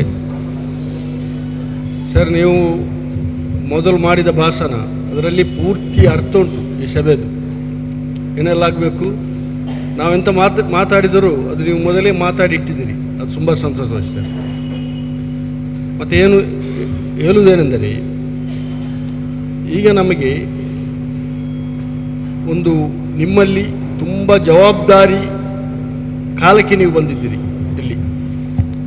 ಇಲ್ಲಿ ಇಷ್ಟು ಜನ ಈಗ ಮಾತಾಡಿದ್ರಲ್ಲಿ ಒಂದು ವಿಷಯ ಬರ್ತಾ ಇದೆ, ಅದೇ ಜವಾಬ್ದಾರಿ ನಿಮ್ಮ ಮೇಲೆ ನಾವು ಭಾವಿಸ್ತೇವೆ.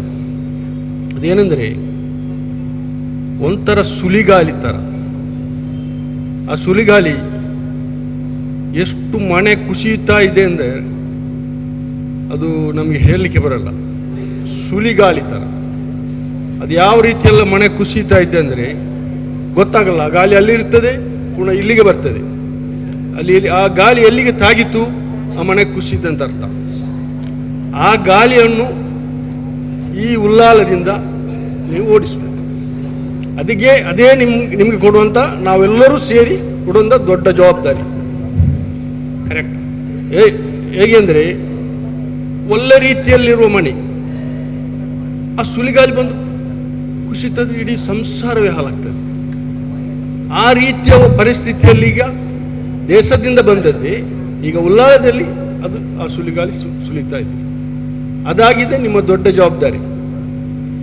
ಅದನ್ನು ಓಡಿಸಿದರೆ ನಾವಲ್ಲ, ನಿಮಗೆ ಗೌರವ ಅಂದರೆ ಎಷ್ಟು ಗೌರವ ಕೊಡಬೇಕಂತ ನಮಗೆ ಈಗ ಹೇಳಲಿಕ್ಕಾಗಲ್ಲ. ಆ ಸಮಯದಲ್ಲಿ ಅಷ್ಟು ಗೌರವ ನಿಮಗೆ ಸಿಗಬಹುದು ಅಂತ ನಾನು ಭಾವಿಸ್ತೇನೆ. ಡ್ರಗ್ಸು ಅಲ್ಲ ನಿಮ್ಮೂರಲ್ಲಿ ಸುಳಿಗಾಲಿ ಗೊತ್ತಾಯ್ತು. ಸರಿ, ಈಗ ಉಲ್ಲಾಳದಲ್ಲಿ ಜಾಸ್ತಿ ಸುಳಿತಾ ಇದೆ. ಎಷ್ಟು ಮನೆಗಳು ಪ್ರಪಂಚದಾದ್ಯಂತ ಕುಸಿತಾ ಇದೆ ಅಂದ್ರೆ ಸುಳಿಗಾಳಿ ಇಲ್ಲ, ಪ್ರಪಂಚದಾದ್ಯಂತ ಸುಳಿಗಾಳಿ ಇರೋದು ಡ್ರಗ್ಸೇ. ನಾನು ಕೊನೆಗೆ ಮಾತಾಡ್ತೀನಿ ಡ್ರಗ್ಸ್ ಬಗ್ಗೆ. ಹೊಸತಾಗಿ ಉಲ್ಲಾಲ ವ್ಯಾಪ್ತಿಗೆ ಕಮಿಷನರೇಟ್ ವ್ಯಾಪ್ತಿಯಲ್ಲಿ ಬಂದಂತಹ ಪೊಲೀಸ್ ವೃತ್ತ ನಿರೀಕ್ಷಕರೇ, ಮೊನ್ನೆ ಉಲ್ಲಾಲ ಪೊಲೀಸ್ ಸ್ಟೇಷನ್ನಲ್ಲಿ ಒಂದು ಸಭೆಯನ್ನು, ಸೀನಿಯರ್ ಸಿಟಿಸನ್ ಮೀಟಿಂಗ್ ಅನ್ನು ಕರೆದಿದ್ದರು. ಅದು ಹಬ್ಬದ ನಿಮಿತ್ತ. ಅದೇ ರೀತಿ ಉಲ್ಲಾಲದಲ್ಲಿ ಗಣೇಶೋತ್ಸವ ಮತ್ತೆ ಮೊಸರು ಕುಡಿಕೆ ಹಬ್ಬಗಳು ಬಹಳ ಶಾಂತಿಯಿಂದ, ಸೌಹಾರ್ದದಿಂದ, ಎಲ್ಲ ನಿಮ್ಮ ಸಿಬ್ಬಂದಿಗಳ ಸಹಕಾರದಿಂದ, ಎಲ್ಲ ಸಮೂಹದವರಿಂದ ಆಗಿದೆ. ಅದಕ್ಕೆ ನಿಮ್ಮ ಸಿಬ್ಬಂದಿಗಳನ್ನು ಎಲ್ಲರನ್ನು ನಾನು ಮೊದಲನೇದಾಗಿ ಇಲ್ಲಿಂದ ರಿಟೈರ್ಡ್ ಆಗಿ ಹೋದಂತಹ ಸಂದೀಪ್ ರವರನ್ನು ಕೂಡ ಅಭಿನಂದಿಸ್ತೇನೆ. ಅದೇ ರೀತಿ ನಾಡದು 28ನೇ ತಾರೀಕಿಗೆ ಉಲ್ಲಾಲದಲ್ಲಿ ಮಿಲಾದುನ್ ನಬಿ, ನಮ್ಮ ಪ್ರವಾದಿ ನಬಿಯವರ ಒಂದು ಆಚರಣೆಯ ಒಂದು ಕಾರ್ಯಕ್ರಮ ಉಂಟು. ಅದರಲ್ಲಿ 32 ಮಸೀದಿಗಳ ಸಾಧಾರಣ 700-800 ವಿದ್ಯಾರ್ಥಿಗಳು ಭಾಗವಹಿಸುವಂಥ ಮೆರವಣಿಗೆಯ ಒಂದು ದೃಶ್ಯ ಉಂಟು. ಅದಕ್ಕಾಗಿ ತಾವು ಆ ರಸ್ತೆಗಳನ್ನು ಮೊದಲೇ ಸಂಚರಿಸಿ ಮಾರ್ಕ್ ಮಾಡಿ ಯಾವುದೇ ರೀತಿಯ ಅಡೆತಡೆಗಳಿಲ್ಲದೆ ಅದನ್ನು ಸೂಕ್ತ ವ್ಯವಸ್ಥೆಯಲ್ಲಿ ಶಾಂತಿಯಿಂದ ಆಗುವಂತೆ ಈ ಮೀಟಿಂಗ್ ಅನ್ನು ಕರೆದದ್ದಕ್ಕೂ, ಅದರ ವಿಷಯ ದರ್ಗಾದ ಅಧ್ಯಕ್ಷರು ಬಂದಿದ್ದಾರೆ, ಅವರು ಹೆಚ್ಚು ಹೇಳ್ಬೋದು ಅಂತ ಹೇಳಿ ನಾನು ತಮ್ಮಲ್ಲಿ ವಿನಂತಿಸ್ತೇನೆ. ಅದರಲ್ಲಿ ನನ್ನದೊಂದು ಪಾಯಿಂಟ್ ಏನಂತ ಹೇಳಿದ್ರೆ, ಮಾಸ್ತಿಕಟ್ಟೆಯಲ್ಲಿ ಒಂದು ರೋಡ್ ಕ್ರಾಸಿಂಗ್ ಆಗ್ತದೆ, ಅದು ಸ್ವಲ್ಪ ಅಂತರದಲ್ಲಿ ಮಾಡಬೇಕು. ಆ ರೋಡ್ ಕ್ರಾಸಿಂಗ್ ಬಸ್ಸನ್ನು ಬ್ಲಾಕ್ ಮಾಡುವಂಥ ಒಂದು ಸಿಸ್ಟಮ್ ಉಂಟು, ಆಗ ಸ್ವಲ್ಪ ಒಂದು ಒಳ್ಳೆಯದು. ಮತ್ತು ತೊಕ್ಕೋಟಿನಿಂದ ಆವತ್ತು ಸಂಜೆವರೆಗೆ ಬೇರೆ ಬೇರೆ ಕಡೆಯಿಂದ ಪ್ರೊಸೆಷನ್ಗಳು ಬರ್ತದೆ, ಅದನ್ನು ಒಂದು ತಾವು ಒಂದು ಗಮನದಲ್ಲಿ ಇಟ್ಟುಕೊಳ್ಬೇಕು. ಮತ್ತೆ ಇಡೀ ತಿಂಗಳಾದ್ಯಂತ ಎಲ್ಲ ಮಸೀದಿಯಲ್ಲೂ ಸಣ್ಣ ಸಣ್ಣ ಪ್ರವಾದಿಯವರ ಪ್ರೋಗ್ರಾಮ್ ಇರುತ್ತದೆ, ಅದನ್ನು ಕೂಡ ತಾವು ಒಂದು ಕೇರ್ಫುಲ್ ಆಗಿ ಇಟ್ಟುಕೊಂಡ್ರೆ ಬಹಳ ಒಳ್ಳೆಯದು ಅಂತ ಹೇಳಿ ನಾನು ಈ ಸಂದರ್ಭದಲ್ಲಿ ತಮಗೆ ಹೇಳಲಿಕ್ಕೆ ಇಚ್ಛೆ ಪಡುತ್ತೇನೆ. ಅದೇ ರೀತಿ ನಮ್ಮ ಈ ಪೊಲೀಸ್ ಸ್ಟೇಷನ್ನಲ್ಲಿ, ಈ ಪೊಲೀಸ್ ಸ್ಟೇಷನ್ ಅಂತ ಹೇಳಿದ್ರೆ ಇದು ಜನಸ್ನೇಹಿ ಆಗಬೇಕು ಈಗಿನ ಪ್ರಕಾರ. ಆಗ ನಮ್ಮ ಪೊಲೀಸ್ ಸ್ಟೇಷನ್ನಲ್ಲಿ ಆ ಫೋನನ್ನು ತೆಗೆಯುವವರು ಸ್ವಲ್ಪ ಈಗ ಒಳ್ಳೆದಿದ್ದಾರೆ, ಸ್ವಲ್ಪ ಮಾಹಿತಿ ಇದ್ದವರು, ಒಳ್ಳೆಯ ಒಂದು ಮಾಹಿತಿ ಕೊಡುವವರು, ಮತ್ತೆ ಎಲ್ಲ ಆಸ್ಪತ್ರೆಗಳ ಫೋನ್ ನಂಬರ್ ಅಲ್ಲಿ ಇಟ್ಟುಕೊಂಡು ನಾವು ಏನಾದರೂ ಒಂದು ಮಾಹಿತಿ ಕೇಳಿದರೆ ಅದು ಎಲ್ಲರಿಗೂ ಒಂದು ಸಿಗುವ ಹಾಗೆ ಮಾಡಬೇಕು. ಮತ್ತೆ ಈ ಹಿಂದಿನ ಕಮಿಷನರ್ ಇರುವಾಗ ಅನೇಕ ಮಾದಕ ದ್ರವ್ಯದ ಚಟುವಟಿಕೆಗಳು ಭಾರಿ ಬಿರುಸಿನಿಂದ ಸಾಗಿತ್ತು. ಎಲ್ಲಿವರೆಗೆ ಅಂತ ಹೇಳಿದ್ರಲ್ಲಿ ಬೆಂಗರೆಯಲ್ಲಿ ಅವರು ಮಾಡಿದ ಮೀಟಿಂಗಲ್ಲಿ ಹೆಂಗಸರು ಕೂಡ ನಮ್ಮನ್ನು ರಕ್ಷಿಸಿ ಗಾಂಜಾ ಮಾರಾಟದಿಂದ ಅಂತ ಇಲ್ಲಿ ಹೇಳುತ್ತಾ ಇದ್ದರು. ಆ ಬಗ್ಗೆ ಇಲ್ಲಿ ಅನೇಕ ಹಿರಿಯರು ಪ್ರಸ್ತಾಪಿಸಿದರು. ಇದಕ್ಕೆ ತಾವು ಕೂಡ ಮೊದಲೊಮ್ಮೆ ಆ ಯುವಕ ಸಂಘ ಸಂಸ್ಥೆಗಳನ್ನ ಕರೆದು ಮತ್ತೆ ಕಾಲೇಜ್ ಸ್ಟೂಡೆಂಟ್ಗಳನ್ನ ಕರೆದು ನಗರಸಭೆಯ ಸಹಕಾರವನ್ನು ಕೂಡ ತೆಗೆದು ಒಂದು ಮೀಟಿಂಗ್ ಮಾಡಿ ಯಾರಿಗೂ ಹಿಂಸೆ ಕೊಡದೆ, ಯಾಕಂತ ಹೇಳಿದ್ರೆ ಗಾಂಜಾ ಎಲಿಯುವುದು ಒಬ್ಬ, ಮತ್ತೆ ಅವನ ತಂದೆ ತಾಯಿ ತಂಗಿ ಎಲ್ಲ ಅನುಭವಿಸಬೇಕು. ಅದಕ್ಕೆ ಮೊದಲೇ ಅವರಿಗೆ ಒಂದು ತಿಳುವಳಿಕೆಯನ್ನು ಕೊಟ್ಟು ಸಮಾಜದ ಮುಖ್ಯವಾಹಿನಿಯಲ್ಲಿ ಅವರನ್ನು ತರುವ ಹಾಗೆ ಎಲ್ಲರ ವಿಶ್ವಾಸಕ್ಕೆ ತೆಗೆಯುವುದು ಒಳ್ಳೆಯದು ಅಂತ ನನ್ನದು ಒಂದು ಸಲಹೆ. ಮತ್ತೆ ಪ್ರತಿ ಶಾಂತಿ ಸಮಿತಿ ಆದಾಗ ಅದನ್ನು ಒಂದು ಮರುದಿನ ಪತ್ರಿಕೆಯಲ್ಲಿ ಬರುವ ಹಾಗೆ ಒಂದು ಮಾಡಿದರೆ ಒಳ್ಳೆಯದು ಅಂತ ನನ್ನದು ಒಂದು ಇನ್ನೊಂದು ಸಲಹೆ ಅಂತ ಹೇಳಲಿಕ್ಕೆ ಇಚ್ಛೆ ಪಡುತ್ತೇನೆ. ಮತ್ತೆ ಈ ಹಿಂದೆ ಇಲ್ಲಿ IPS ಕೆಂಪಯ್ಯನವರು ಇರುವಾಗ ಬಸ್ ಸ್ಟ್ಯಾಂಡ್ ನಲ್ಲಿ ಒಂದು ಮಹಿಳೆ ಕೊಲೆ ಆಗಿತ್ತು.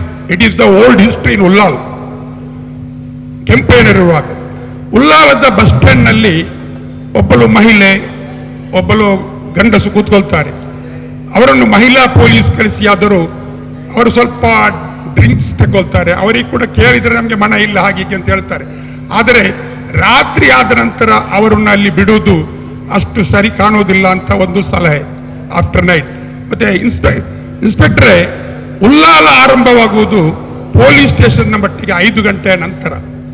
ಯಾಕಂತ ಹೇಳಿದ್ರೆ ಬಾಕಿದ್ದ ಎಲ್ಲಾ ಕಚೇರಿಗಳು ಮುಚ್ಚಿದಾಗ ಉಲ್ಲಾಲದ ಒಂದು ವೈಭವ 5 ಗಂಟೆಯ ನಂತರ ನೋಡಬೇಕು.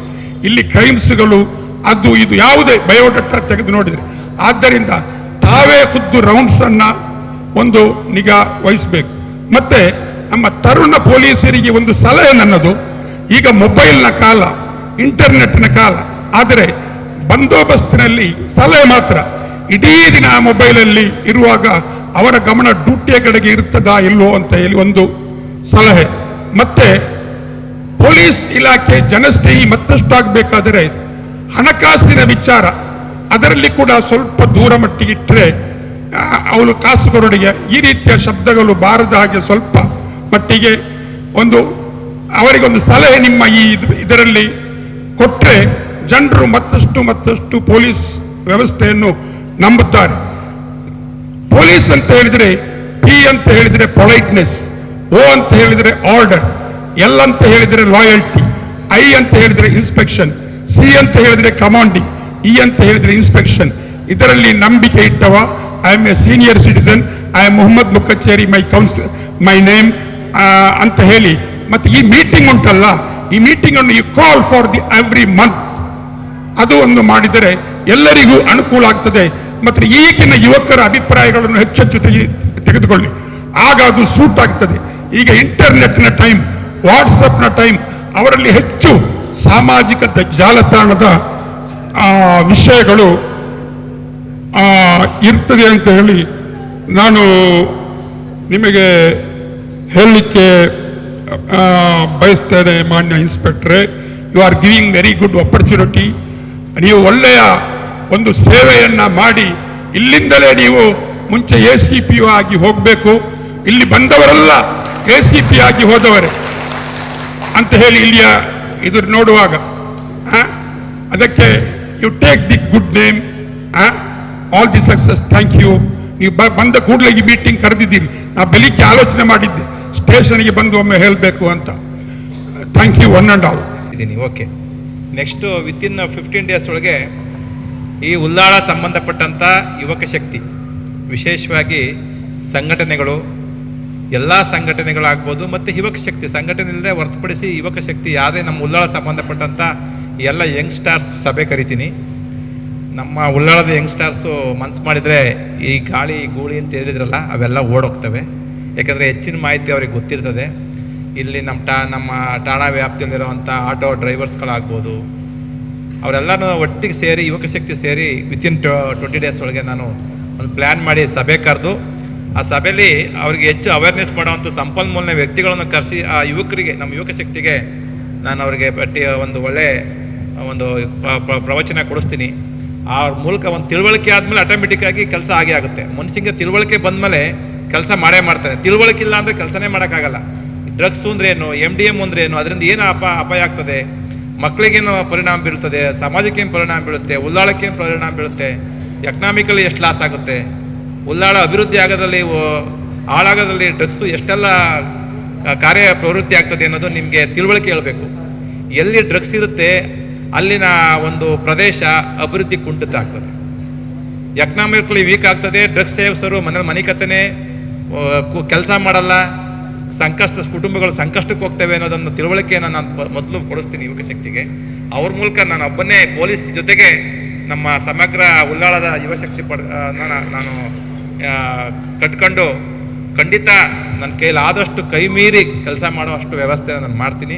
ಅದರಲ್ಲಿ 100% ನಂಬೋದು. ಆಮೇಲೆ ನಾನು ಬೆಳಗ್ಗೆ 9 ಗಂಟೆ ಸ್ಟೇಷನಿಗೆ ಬಂದರೆ ರಾತ್ರಿ 11 ಗಂಟೆ ಆದರೂ ಇರ್ತೀನಿ, 10:30 ಅಂತೂ ಮಿನಿಮಮ್ ಇರ್ತೀನಿ. ನೀವೇನು ಸಂಕೋಚ ಪಡಬೇಡಿ. ಎಲ್ಲಿ ರೆಸ್ಟ್ಗೆ ಹೋಗೋರೆ, ಬಾಲಕೃಷ್ಣ ಅವರು ಇನ್ಸ್ಪೆಕ್ಟರ್ ರೆಸ್ಟ್ಗೆ ಹೋಗಿರ್ತಾರೆ, ಮಧ್ಯಾಹ್ನ ಊಟಕ್ಕೆ ಹೋಗಿರ್ತಾರೆ ಅಂತ ಇಲ್ಲವೇ ಇಲ್ಲ. ನಾನು ಊಟಕ್ಕೆ ಹೋದ್ರು 1/4 ಗಂಟೆ ಬಂದು ಸ್ಟೇಷನಲ್ಲಿ ಕೂತಿರ್ತೀನಿ. ಆಲ್ ಟೈಮ್ ಯಾವಾಗ ಬೇಕಾದ್ರೂ ಬಂದು ನನ್ನನ್ನು ಸಂಪರ್ಕಿಸ್ಬೋದು. ಏನೇ ಮಾಹಿತಿ ಇದ್ರೂ ಠಾಣೆಗೆ ಬಂದು ಸಂಪರ್ಕಿಸಿ ನಮಗೆ ಮಾಹಿತಿ ಕೊಡ್ಬೋದು, ಫೋನಲ್ಲಿ ಹೇಳ್ಬೋದು ಅಂತ ಹೇಳ್ತಾ ನಮಗೆ ಭರವಸೆ ಕೊಡ್ತೀನಿ ಸಾಹೇಬ್ರೆ. ಕಾನೂನು ಸುವ್ಯವಸ್ಥೆ ಮತ್ತು ಡ್ರಗ್ಸ್ ಇದರ ಬಗ್ಗೆ ಪ್ರಮುಖರು ಪ್ರಸ್ತಾಪ ಮಾಡಿದ್ದಾರೆ. ಇವಾಗ ತೊಕ್ಕೋಟು ಜಂಕ್ಷನಲ್ಲಿ ಫ್ಲೈಓವರ್ ಕೆಳಗಡೆ ಒಟ್ಟು ನಗರ ನೈರ್ಮಲ್ಯೀಕರಣದ ದೃಷ್ಟಿಯಿಂದ ಇವಾಗ ನಮ್ಮ ಸ್ಥಳೀಯ ಆಡಳಿತ ಕೂಡ ಇದೆ, ಸಂಬಂಧಪಟ್ಟವರ ಗಮನಕ್ಕೆ ತಂದು ಒಟ್ಟು ಈಗ ಫ್ಲೆಕ್ಸ್ ಹಾಕಿದ್ದಾರೆ. ಇಡೀ ನಮ್ಮ ಅಲ್ಲಿಂದ ಬಸ್ ಸ್ಟಾಪಿಂದ ಇಳಿದು ಒಳಗಡೆ ಬರುವಂಥವರು ಈಗ ರಸ್ತೆ ಮೇಲೇ ಬರಬೇಕು, ಅದರ ಮೇಲ್ಗಡೆ ಬರಲಿಕ್ಕೆ ಅವಕಾಶನೇ ಇಲ್ಲ. ಎರಡು ಕಡೆ ಕೂಡ ಫ್ಲೆಕ್ಸ್ ಪೂರ್ತಿ. ಅದಕ್ಕೆ ಸಂಬಂಧಪಟ್ಟ ನಮ್ಮ ಸ್ಥಳೀಯಾಡಳಿತ ಅವರ ಗಮನಕ್ಕೆ ತಂದು ಪರ್ಮಿಷನ್ ಕೊಡುವಾಗಲೇ ಯಾವ ಸ್ಥಳದಲ್ಲಿ ಹಾಕ್ಬೇಕಂತ ಅವ್ರು ಮೆನ್ಷನ್ ಮಾಡಿ ಕೊಡಬೇಕು. ಇಲ್ದಿದ್ರೆ ಒಟ್ಟು ಬೇಕಾಬಿಟ್ಟಿ ಹಾಕಿ ಒಟ್ಟು ನಗರ ನೈರ್ಮಲ್ಯೀಕರಣವನ್ನು ಹಾಳು ಮಾಡಿಬಿಡ್ತಾರೆ. ಇದು ಯಾಕೆ ನಾನು ಪ್ರಸ್ತಾಪ ಮಾಡಿದೆ ಅಂದರೆ, ತೊಕ್ಕೊಟ್ಟು ಒಳಪೇಟೆಗೆ ಬರುವಂಥ ಸಾವಿರಾರು ವಿದ್ಯಾರ್ಥಿಗಳಿದ್ದಾರೆ. ಬೆಳಗಿನ ಹೊತ್ತಲ್ಲಿ ಸಾವಿರಾರು ವಿದ್ಯಾರ್ಥಿಗಳು ಆ ಕಡೆ ಈ ಕಡೆ ಬರ್ತಾರೆ. ಬರುವಾಗ ಏನಾದರೂ ಹೆಚ್ಚು ಕಡಿಮೆ ಆದರೆ ಅದು ನಮ್ಮ ಊರಿಗೆ ಒಂದು ಕೆಟ್ಟ ಹೆಸರು. ಅದಕ್ಕೋಸ್ಕರ ನಾನು ಈ ದೃಷ್ಟಿಯಿಂದ ಪ್ರಸ್ತಾಪ ಮಾಡಿದ್ದೇನೆ. ಮತ್ತು ನಿಮಗೆ ಪ್ರತಿಯೊಂದು ವಿಷಯದಲ್ಲಿ ಕೂಡ ನಮ್ಮದು ಸಹಕಾರ ಇದೆ. ಖಂಡಿತ ದಿನಗಳಲ್ಲಿ ಹಾಕಿರ್ತೀರಾ, ಅದಕ್ಕೆ ಅಂತ ಒಂದು ವಾರ ಮುಂಚೆ ಹಾಕಿರ್ತಲ್ಲ, ಒಂದು ವಾರ ಹಿಂದೆ ಹಾಕಿರ್ತೀರಾ, ಅವೆಲ್ಲ ಒಂದು ಟೈಮಿಂಗ್ಸ್ ವಿತಿನ್ 10 days 5 days ಇದ್ರ ನಗರಸಭೆ ಅಧ್ಯಕ್ಷರ ಜೊತೆ ಮಾತಾಡ್ತೀನಿ. ಮತ್ತು ಆ ಚೀಫ್ ಆಫೀಸರ್ ಜೊತೆ ಮಾತಾಡಿ ನಾನು ಲೆಟರ್ ಕರೆಸ್ಪಾಂಡೆನ್ಸ್ ಮಾಡ್ತೀನಿ. ನಗರ ಸಭೆಯಲ್ಲಿ ಕೇಳಿದ್ದಾರೆ ಅಂತ ಖಂಡಿತ ತೆರವುಗೊಳಿಸ್ತೀನಿ. ಅದು ಆಗಬಾರ್ದು. ಫ್ಲೆಕ್ಸು ಅದು ಒಂದು ಮಾರಕ್ಕನೇ, ಅದು ಒಂದು ಪ್ಲಾಸ್ಟಿಕ್ಕು, ಅದು ಒಂದು ಜಸ್ಟ್ ಲೈಕ್ ಡ್ರಗ್ಸೇ. ಅದು ಫ್ಲೆಕ್ಸು ತೆರವುಗೊಳಿಸುವಂಥ ಕೆಲಸ ಮಾಡ್ತೀನಿ. ನಾನು ಯಶು ಪಕ್ಕಲ ಅಂತ ತಲಪಾಡಿಯಲ್ಲಿ ಒಂದು 3-4 ತಲಪಾಡಿಯಲ್ಲಿ ಒಂದು 3-4 ವಿಷಯ ಗಂಭೀರವಾಗಿದೆ. ಒಂದು ತಲಪಾಡಿ ಟೋಲ್ನ ಆ ಕಡೆ ಬೆಳಿಗ್ಗೆ ಹೊತ್ತು ಶಾಲಾ ಮಕ್ಕಳು ಕೆಲಸಕ್ಕೆ ಹೋಗಿ ಬರುವಾಗ ಆ ವೆಹಿಕಲ್ ಏನಿದೆ ಕೇರಳದಿಂದ ಬರುವ ಬಸ್ಸುಗಳು ಬಂದು ಅಲ್ಲೇ ತುಂಬ ಹೊತ್ತು ನಿಲ್ತದೆ. ಅದಕ್ಕೊಂದು ಟ್ರ್ಯಾಕಿಂಗ್ ಅದು ಏನಿಲ್ಲ. ಮತ್ತು ಅಲ್ಲೇ ಎಲ್ಲ ಬ್ಲಾಕ್ ಮಾಡಿ ಕೇರಳದಿಂದ ಬರುವಂಥ KSRTC ಕೇರಳ ಬಸ್ ಏನಿದೆ ಅವರಿಗೆ ಅಲ್ಲಿ ತನಕ ಮಾತ್ರ ಒಂದು ಟೈಮಿಂಗ್ಸ್ ಇದೆ, ರೂಲ್ಸ್ ಇದೆ. ಅಲ್ಲಿಂದ ಈಚೆ ಬರುವಾಗ 3-4 ಬಸ್ಸುಗಳು ಒಟ್ಟಿಗೆ ಬರೋದು, ಅಲ್ಲಿ ಬ್ಲಾಕ್ ಮಾಡೋದು, ತುಂಬ ಮಕ್ಕಳು ಅಲ್ಲಿ ಇಳಿತಾರೆ ಹೋಗ್ತಾರೆ. ಅಲ್ಲಿ ಒಂದು ಪೊಲೀಸ್ ವ್ಯವಸ್ಥೆ ಕೂಡ ಸರಿಯಾಗಿ ಇರುವುದಿಲ್ಲ ಯಾವತ್ತೂ ಕೂಡ. ತಲಪಾಡಿ ಟೋಲ್ನ ಆ ಕಡೆ ಅಲ್ಲಿ ಒಂದು ನಾನು ಮೊನ್ನೆಯಿಂದ ಒಂದು ಏನೋ ವಾಟ್ಸಪ್ಪಲ್ಲಿ ನ್ಯೂಸ್ ಮಾಡಿ ಹಾಕ್ತಾ ಇದ್ದೇನೆ, ಸಂಬಂಧಪಟ್ಟ ತಿಳಿಸಿದ್ದೇನೆ.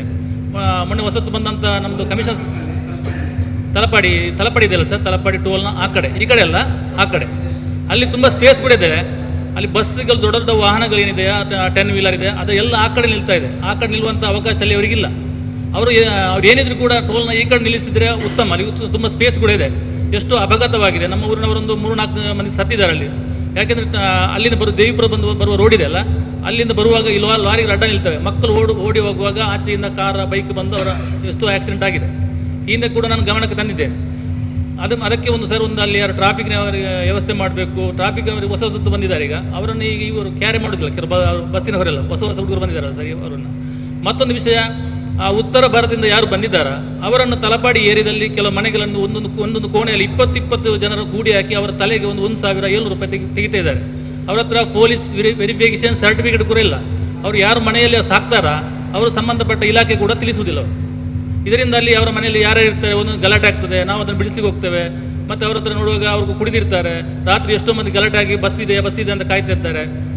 ಮತ್ತೊಂದು ವಿಷಯ, ತಲಪಾಡಿಯಿಂದ ಸಾಧಾರಣ KC ರೋಡಿಂದ ಮೇಲ್ತಲಪಡೆ ತನಕ ಏನು ಹೈವೇ ಏನಿದೆ, ಹೈವೇಯಲ್ಲಿ ದೊಡ್ಡ ದೊಡ್ಡ ಕಂಟೈನರ್ ಲಾರಿಗಳು ನಿಲ್ತದೆ. ಅಲ್ಲಿ ಕೂಡ ಸೇಮ್ ಅದೇ ಸಮಸ್ಯೆ ಆಗ್ತದೆ. ಅವರು ಅಲ್ಲಿ ಮೂತ್ರ ಮಾಡೋದು, ಅಲ್ಲಿ ಇದು ಮೀನು ಇದು ಮಾಡೋದು. ಅಲ್ಲಿ ಬಸ್ ಸ್ಟ್ಯಾಂಡ್ ಕೂಡ ಇಲ್ಲ. ತುಂಬ ಹೆಂಗಸರು ಮಹಿಳೆಯರು ಬಸ್ಸಿಗೆ ಕಾಯ್ತಾ ಇರ್ತಾರೆ. ಅಲ್ಲಿ ಒಂದು ಸಾಧಾರಣ ಒಂದು ತಲಪಾಡಿ ಅಂತ ಇದಿದೆ, ಶಾಪ್ ಇದೆ ಸರ್. ಅಲ್ಲಿಂದ RTO ತನಕ ಸರ್, KC ರೋಡ್ ತನಕ ಹಾಗೆ ಮಾಡ್ತಿದ್ದಾರೆ.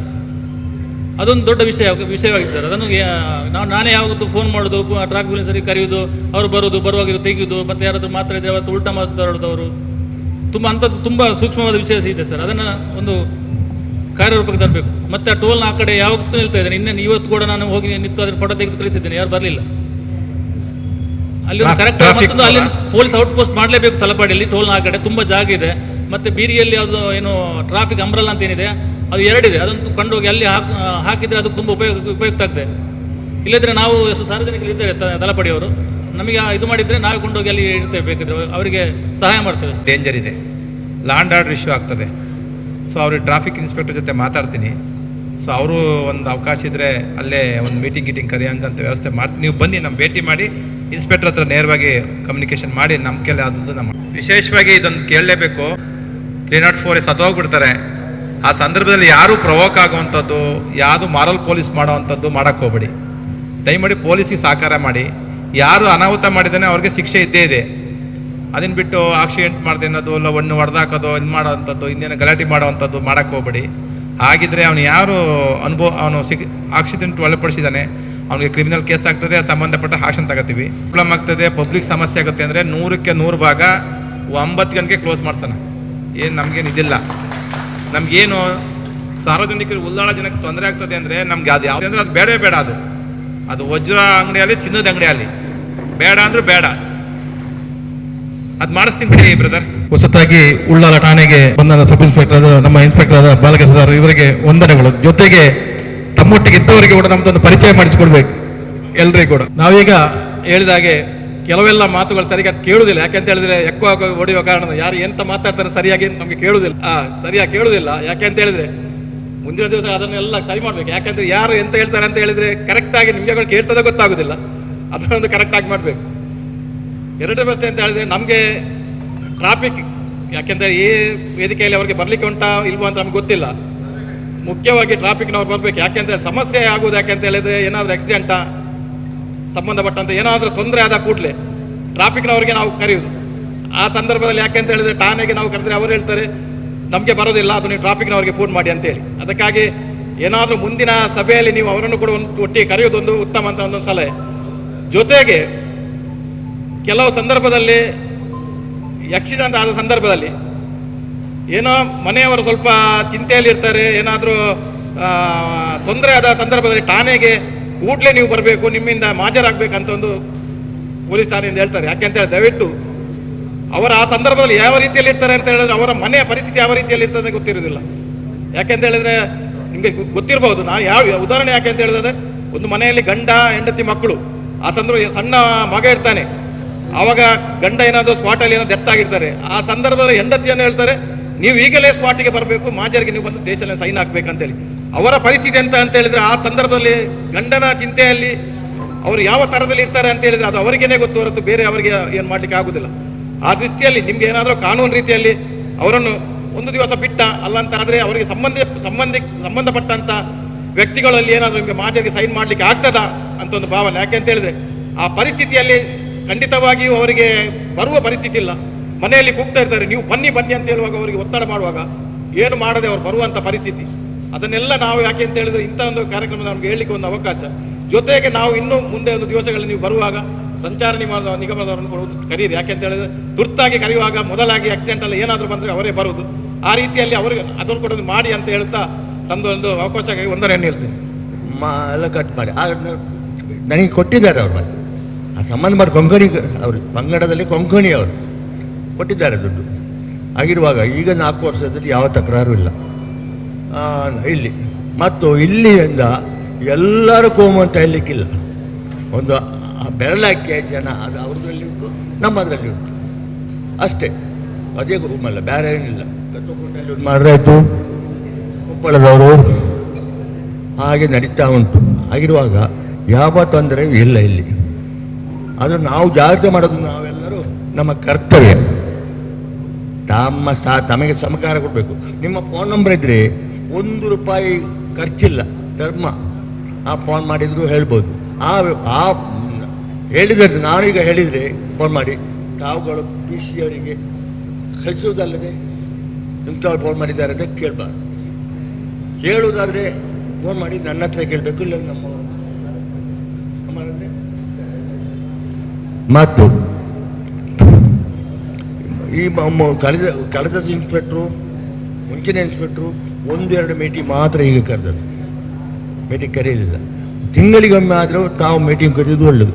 ಮೀಟಿಂಗ್ ಕರೆಯುವಾಗ 2-2 ಒಂದು 20-30-40 ಕ್ಲಬ್ ಉಂಟು. ನಾನು ಒಂದು ಕ್ಲಬ್ಬಿನ ಅಧ್ಯಕ್ಷ, ನಗರಸಭೆಯ ಅಧ್ಯಕ್ಷ, ಮಾಜಿ ಅಧ್ಯಕ್ಷ, ಹೀಗೆಲ್ಲ ಆಗಿದ್ದೇನೆ. ಕೌನ್ಸಿಲರ್ 2-3 ಸಲ ಕೌನ್ಸಿಲರ್ ಆಗಿದ್ದೇನೆ. ನಾವು ಸೇವೆ ಮಾಡ್ತಾ ಇದ್ದೇವೆ. ಯಾವುದಿದ್ರೂ ನಮ್ಮನ್ನು ಕರೀತಾರೆ ನಿಮ್ಮ ವಿಷಯವರು.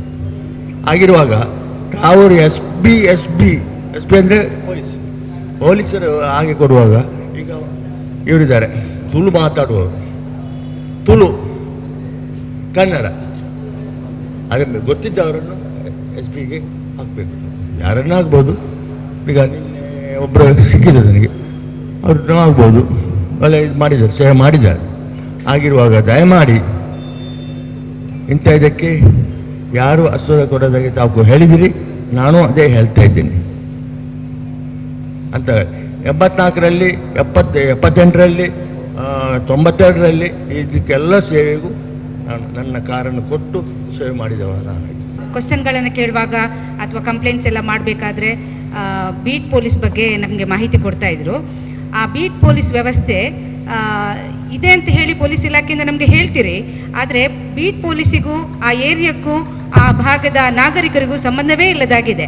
ಯಾಕಂದರೆ ಆ ಏರಿಯಾದಲ್ಲಿ ಬೀಟ್ ಪೊಲೀಸ್ ಯಾರಂತಲೇ ಅವ್ರಿಗೆ ಗೊತ್ತಿರೋದಿಲ್ಲ. ಆ ಏರಿಯಾದ ಭಾಗದ ನಾಗರಿಕರಿಗೆ ಪ್ರತಿಯೊಂದು ಏನು ಅವರಿಗೆ ತೊಂದರೆಗಳಾಗ್ತವೆ, ಆ ತೊಂದರೆಗಳನ್ನು ಅವರು ಪೊಲೀಸ್ ಸ್ಟೇಷನ್ಗೆ ಬಂದು ಕಂಪ್ಲೇಂಟ್ ಮಾಡಿ ಅವರು ಅದನ್ನು ಸಾಲ್ವ್ ಮಾಡಬೇಕಾದ ಪರಿಸ್ಥಿತಿ. ಆ ಭಾಗದಲ್ಲಿ ಬೀಟ್ ಪೊಲೀಸ್ ಜವಾಬ್ದಾರಿಯಲ್ಲಿ ಇರಬೇಕಾದ್ರೆ ಆ ಸಿಬ್ಬಂದಿಗೆ ಆ ಭಾಗದಲ್ಲಿರುವ ಎಲ್ಲ ಸಮಸ್ಯೆಗಳು, ಏನು ಚಟುವಟಿಕೆಗಳು ನಡೀತಾ ಇದೆ, ಅದರ ಎಲ್ಲ ವಿಷಯಗಳು ಅವರಿಗೆ ಗೊತ್ತಿರ್ತದೆ. ಆ ಗೊತ್ತಿರಬೇಕಾದ್ರೂ ಸಹ ಚಟುವಟಿಕೆಗಳು ನಡೀತಾನೇ ಇದೆ. ಸೊ ಅದ್ರ ಕಂಟ್ರೋಲಿಗೆ ಒಂದೊಂದು ಸಲ ಬರ್ತದೆ, ಒಂದೊಂದು ಸಲ ಬಿಟ್ಟು ಹೋಗ್ತದೆ. ಸೊ ಇದು ಆಗಬಾರ್ದು. ಫುಲ್ ಕಂಟ್ರೋಲು ಪೊಲೀಸ್ ಬೀಟಿನವರಿಗೂ ಮತ್ತು ನಾಗರಿಕರಿಗೂ ಮತ್ತು ಏನು ಆ ಚಟುವಟಿಕೆಗಳಿಗೂ ಒಂದಕ್ಕೊಂದು ಸಂಪರ್ಕ ಸೇತುವೆಯಾಗಿ ಬೀಟ್ ಪೊಲೀಸ್ ವರ್ಕ್ ಮಾಡಬೇಕು ಅಂತೇಳಿ ನನ್ನದೊಂದು ಅನಿಸಿಕೆ. ಅದರ ಬಗೆಗೆ ಒಂದು ಸರಿಯಾಗಿ ನೀವು ವಿಷಯವನ್ನು ನಮಗೆ ತಿಳಿಸಿ. ಇಲ್ಲ, ಖಂಡಿತ. ನಾನು ಮೊನ್ನೆ ಮೀಟಿಂಗ್ ಮಾಡಿರೋದು ಅದೇನೆ. ದಯಮಾಡಿ ಇಲ್ಲಿ ಒಂದು ಸಭೆಗೆ ಒಂದು ಸಜೆಷನ್, ಒಂದು ರಿಕ್ವೆಸ್ಟು. ನಾವು ಠಾಣೆಯಲ್ಲಿ ಸಾಧ್ಯವಾದ ಫಸ್ಟಿಗೆ ರೀಚ್ ಆಗ್ತಾರೆ, ಫೋನ್ ನಂಬರ್ ಕೊಡ್ತಾರೆ. ನಾವು ಪೊಲೀಸ್ ಸ್ಟೇಷನಲ್ಲಿ ಪ್ರಕಟಣೆ ಮಾಡ್ತೀವಿ, ಬೋರ್ಡಲ್ಲೇ ಪ್ರಕಟಣೆ ಮಾಡ್ತೀವಿ. ಇಂತಿಂಥ ಪೊಲೀಸು ಇಂಥ ಬೀಟ್ ನಂಬರ್ ಇದೆ ವಿತ್ ಫೋನ್ ನಂಬರ್ ಹಾಕಿರ್ತೀವಿ. ಸಾಧ್ಯವಾದರೆ ನೀವು ಶೇರ್ ಮಾಡಿ ಪಬ್ಲಿಕ್ಕಿಗೆ, ನಿಮ್ಮ ಬೀಟರ್ಗೆ ಯಾರಿದ್ದಾರೆ ಪೊಲೀಸು ಅಂತ ನೀವು ಶೇರ್ ಮಾಡಿಕೊಂಡು ದಯಮಾಡಿ ಅವ್ರಿಗೂ ಇಂಟಿಮೇಷನ್ ಕೊಡಿ. ಅವರು ಮಾತು ಕೇಳಿಲ್ಲ ಅಂದರೆ ನನಗೆ ಸಬ್ ಇನ್ಸ್ಪೆಕ್ಟ್ರಿಗೆ ಅಲ್ಲಿ ನನಗಲ್ಲಿ ಫೋನ್ ಮಾಡಿ ನಿಮ್ಮ ಬೀಟ್ ಪೊಲೀಸು ಏನು ಆಕ್ಟಿವ್ ಇಲ್ಲ, ಕೆಲಸ ಮಾಡ್ತಾಯಿಲ್ಲ, ನಾವು ಹೇಳಿದ್ದು ಅಟೆಂಡ್ ಮಾಡ್ತಾಯಿಲ್ಲ ಅಂತಂದ್ರೆ ನನಗೆ ಹೇಳಿ, ನಾವು ಅವ್ರ ಮೇಲೆ ಏನು ಮಾಡಬೇಕು ಮಾಡಿ ನಾವು ಕೆಲಸ ಅಟೆಂಡ್ ಮಾಡ್ತೀವಿ. ನಾವು ಬೀಟ್ ಪೊಲೀಸ್ ಬಗ್ಗೆ ಕೂಡಲೇ ಇವತ್ತು ನಾನು ನೆನ್ನೆ ಮೀಟಿಂಗ್ ಮಾಡಿದ್ದೀನಿ. ನಾಳೆ ನಾಡ್ದು ನನ್ನ ಸ್ಟೇಷನ್ ಲಿಮಿಟಲ್ಲಿ ವಿತ್ ಫೋಟೋ ಸಮೇತ ಬೀಟ್ ಸಿಬ್ಬಂದಿ ಫೋಟೋ, ಫೋನ್ ನಂಬರು ಹಾಕಿರ್ತೀನಿ ಮತ್ತು ಗ್ರಾಮಗಳು ಹಾಕಿರ್ತೀನಿ. ನೀವು ಬಂದಾಗ ಸ್ಟೇಷನಿಗೆ ಬಂದಾಗ ನಮ್ಮ ಬೀಟ್ ಪೊಲೀಸ್ ಯಾರು ಅಂತ ನೀವು ತಿಳ್ಕೊಳ್ಳಿ. ಇಲ್ಲ ನಿಮ್ಮ ಲೀಡ್ರ್ಗಳು ಯಾರು ಇರ್ತಾರೆ, ನಿಮ್ಮ ಅಕ್ಕಪಕ್ಕ ಮನೆ ಇರ್ತಾರೆ, ತಿಳ್ಕೊಂಡು ಅವ್ರಿಗೆ ಕಮ್ಯುನಿಕೇಷನ್ ಮಾಡಿ. ನಮ್ಮ ಫೋನ್ ನಂಬರ್ ಅಂತೂ ಪರ್ಮನೆಂಟಾಗಿ ಇದ್ದೇ ಇರುತ್ತೆ. ನನ್ನ ಪ್ರೈವೇಟ್ ನಂಬರು ಸಿಗ್ತದೆ, ನನ್ನ ಗೌರ್ಮೆಂಟ್ ನಂಬರ್ ಸಿಗುತ್ತೆ. ದಯಮಾಡಿ ಫೋನ್ ಮಾಡಿ. ನಾನು ಈ ಶೀಘ್ರದಲ್ಲೇ ಪೊಲೀಸ್ ಸ್ಟೇಷನಿಗೆ ಹಾಕ್ತೀನಿ. ಇರ್ತದೆ ನಿಮ್ಮ ಕೇರಿ ಮತ್ತು ನಿಮ್ಮ ಸಂಘಟನೆ ಗ್ರೂಪ್ ಇರ್ತದೆ. ಆ ಗ್ರೂಪ್ಗಳಿಗೆ ಸಾಧ್ಯವಾದರೆ ನಮ್ಮ ಪೊಲೀಸ್ನವ್ರನ್ನ ಆಡ್ ಮಾಡ್ಕೊಳ್ಳಿ, ಇಲ್ಲ ನನ್ನ ನಂಬರ್ಗೆ ಆಡ್ ಮಾಡ್ಕೊಳ್ಳಿ. ನಮಗೆ ಮಾಹಿತಿಗಳು ಗೊತ್ತಾದರೆ, ನನಗೆ ನೇರವಾಗಿ ನನಗೆ ಗೊತ್ತಾದರೆ ನಾನು ಕೆಲಸ ಮಾಡ್ಸೋಕ್ಕೆ ಈಸಿ ಆಗುತ್ತೆ. ನನ್ನ ಪ್ರೈವೇಟ್ ನಂಬರ್ ಇರ್ತದೆ, ನನ್ನ ಗೌರ್ಮೆಂಟ್ ನಂಬರ್ 2 ವಾಟ್ಸಪ್ಪಲ್ಲಿದೆ. ಆಡ್ ಮಾಡ್ಕೊಳ್ಳಿ. ನನಗೆಲ್ಲ ಮಾಹಿತಿಗಳು ಸೇರಾಗ್ತದೆ, ಜನಗಳ ಫೀಲಿಂಗ್ ಅರ್ಥ ಆಗ್ತದೆ ಏನು ನಡೀತಿದೆ ಅಂತ. ನನ್ನ ಕೈಲಾದಷ್ಟು ನಾವು ಖಂಡಿತ ನಿಮ್ಮ ಜೊತೆ ಸಹಕರಿಸ್ಬೋದು. ಯಾಕೆಂದರೆ ನಾವು ನಿಮ್ಮಂಗೆ ಇರ್ತೀವಿ, ಯಾವುದೋ ಕೆಲಸದ ಒತ್ತಡದಲ್ಲಿ ಮರ್ತ್ಬಿಡ್ತೀವಿ. ನಿಮ್ಗೆ ವಾಟ್ಸಪ್ಪಲ್ಲಿ ಗ್ರೂಪಲ್ಲಿ ಬಂದರೆ ಇದೇನೋ ಸಮಸ್ಯೆ ಇದೆ, ಅಲ್ಲೆಲ್ಲ ಇದೆ ಅಂದ್ಬಿಟ್ಟು ನಾವು ಅಟೆಂಡ್ ಮಾಡ್ಬೋದು.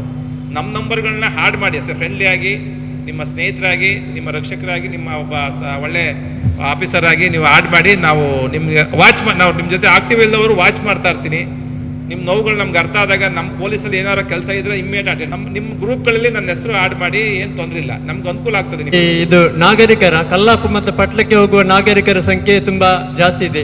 ಅಂದ್ರೆ ಹೈವೇ ಪ್ರದೇಶ, ಬೆಳಗ್ಗಿಂದ ಒಂದು ಸಾಯಂಕಾಲ ತನಕ ಸಂಚಾರಿ ಪೊಲೀಸರವರು ಇಲ್ಲಿ ಇರ್ತಾರೆ. ಆದರೆ ಅದನ್ನು ಒಂದು ರಾತ್ರಿ 10 ಗಂಟೆ ತನಕ ನಿಲ್ಲಿಸಿದ್ರೆ ತುಂಬಾ ಉತ್ತಮ ಆಗ್ತದೆ. ಅಂದ್ರೆ ನಾಗರಿಕರು ಮತ್ತೆ ಮಕ್ಕಳೆಲ್ಲ ಸ್ವಲ್ಪ ಜಾಸ್ತಿ ಪಾಸಿಂಗ್ ಇರುವ ಏರಿಯಾ ಅದೊಂದು. ಮತ್ತೆ ಅಲ್ಲಿ ನಾಗರಕಟ್ಟೆ ಹತ್ತಿರ ಅಲ್ಲಿ ದೀಪ ಇರುವಂಥದ್ದು, ರಾತ್ರಿ ಸ್ವಲ್ಪ ಅಷ್ಟು ಬೆಳಕಿನ ದೀಪ ಅಲ್ಲಿಲ್ಲ, ಅದರಿಂದ ಸ್ವಲ್ಪ ಆಕ್ಸಿಡೆಂಟ್ ಎಲ್ಲ ಆಗಿದೆ ನಾಗರಕಟ್ಟೆ ಹತ್ತಿರ. ಅದನ್ನು ಸ್ವಲ್ಪ ಹೈ ಮಾಸ್ಕ್ ದೀಪ ಅದು ನಿಮ್ಮ ಇಲಾಖೆಗೆ ಬರ್ತದೆ ಗೊತ್ತಿಲ್ಲ, ಆದರೆ ನಿಮಗೆ ತಿಳಿಸಿದ್ರೆ ನೀವು ಅದರ ಇಲಾಖೆಗೆ ತಿಳಿಸಿದ್ರೆ ಸ್ವಲ್ಪ ಜಾಸ್ತಿ ಫೋಕಸ್ ಇರುವ ಲೈಟ್ ಹಾಕುವಂಥ ವ್ಯವಸ್ಥೆ ಒಂದು ಮಾಡಬೇಕಾಗ್ತದೆ. ಮತ್ತೆ ತೊಕ್ಕೋಟು ಪ್ರದೇಶದಲ್ಲಿ ಇಲ್ಲಿ ಆ ಸರ್ಕಲ್ನ ಹತ್ತಿರ ಅಂಗಡಿಗಳಿಗೆ ವೆಹಿಕಲ್ನಿಂದ ಗೂಡ್ಸ್ ಐಟಮ್ ಖಾಲಿ ಮಾಡಲಿಕ್ಕೆ ಸ್ವಲ್ಪ ಅಡಚಣೆ ಆಗ್ತದೆ. ಅಲ್ಲಂದ್ರೆ ಬಸ್ಗಳೆಲ್ಲ ಜಾಸ್ತಿ ನಿಲ್ತದೆ, ಇಂತಹ ಸಮಸ್ಯೆ ಉಂಟು. ಅದರ ಬಗ್ಗೆ ಸ್ವಲ್ಪ ಗಮನಿಸಬೇಕಾಗ್ತದೆ. ಮತ್ತೊಂದು ವಿಷಯ ಅಂದರೆ, ಈಗ ಅನ್ಯಾಯವಾಗಿ ಯಾರಾದರೂ ನಾಗರಿಕರ ವಿರುದ್ಧ ಕೇಸ್ ಆದರೆ ಪೊಲೀಸ್ ಇಲಾಖೆ ಅವರನ್ನು ಬಂಧಿಸ್ತದೆ. ಇದರಲ್ಲಿ ಕೆಲವು ರಾಜಕೀಯ ಪಕ್ಷಗಳು ಹಸ್ತಕ್ಷೇಪ ಮಾಡ್ತದೆ, ಪೊಲೀಸ್ ಇಲಾಖೆಯ ಮೇಲೆ ಒತ್ತಡ ಹೇರುವಂಥ ಕೆಲಸವನ್ನು ಮಾಡ್ತದೆ. ಈ ಹಸ್ತಕ್ಷೇಪ ನಡೆಯುವುದನ್ನು ನೀವು ನಿಲ್ಲಿಸಬೇಕು. ಇದು ನಿಲ್ಲಿಸಿದ ಇದು ವ್ಯವಸ್ಥೆ ಸರಿಯಾಗಿ ಇದಾಗಲಿಕ್ಕೆ ತುಂಬ ಉಪಕಾರಿ ಆಗ್ತದೆ. ಯಾವುದೇ ರಾಜಕೀಯ ಹಸ್ತಕ್ಷೇಪ ಪೊಲೀಸ್ ಇಲಾಖೆ ನಡೆಯುವಂಥ ಕಟ್ಟುನಿಟ್ಟಿನ ವ್ಯವಸ್ಥೆ ತಾವು ಮಾಡಬೇಕಂತ ನಾನು ವಿನಂತಿಸ್ಕೊಳ್ತೇನೆ. ತಮ್ಮ ಹತ್ರ ಒಂದು 2 ಶಬ್ದ ಮಾತ್ರ ಮಾತಾಡೋದು, ಯಾಕಂದ್ರೆ ಎಲ್ಲರಿಗೂ ಉಪದ್ರ ಮಾಡಲಿಕ್ಕೆ ನಾವು ಹೇಳಿಲ್ಲ. ಈ ಟಾಯ್ಲೆಟ್ ನೀರು ಬರ್ತಾ ಇದೆ ಸರ್, ಟಾಯ್ಲೆಟ್ ನೀರು ಬರ್ತಾ ಇದೆ ಸರ್, ಟಾಯ್ಲೆಟ್ ನೀರು ಬರ್ತಾ ಇದೆ.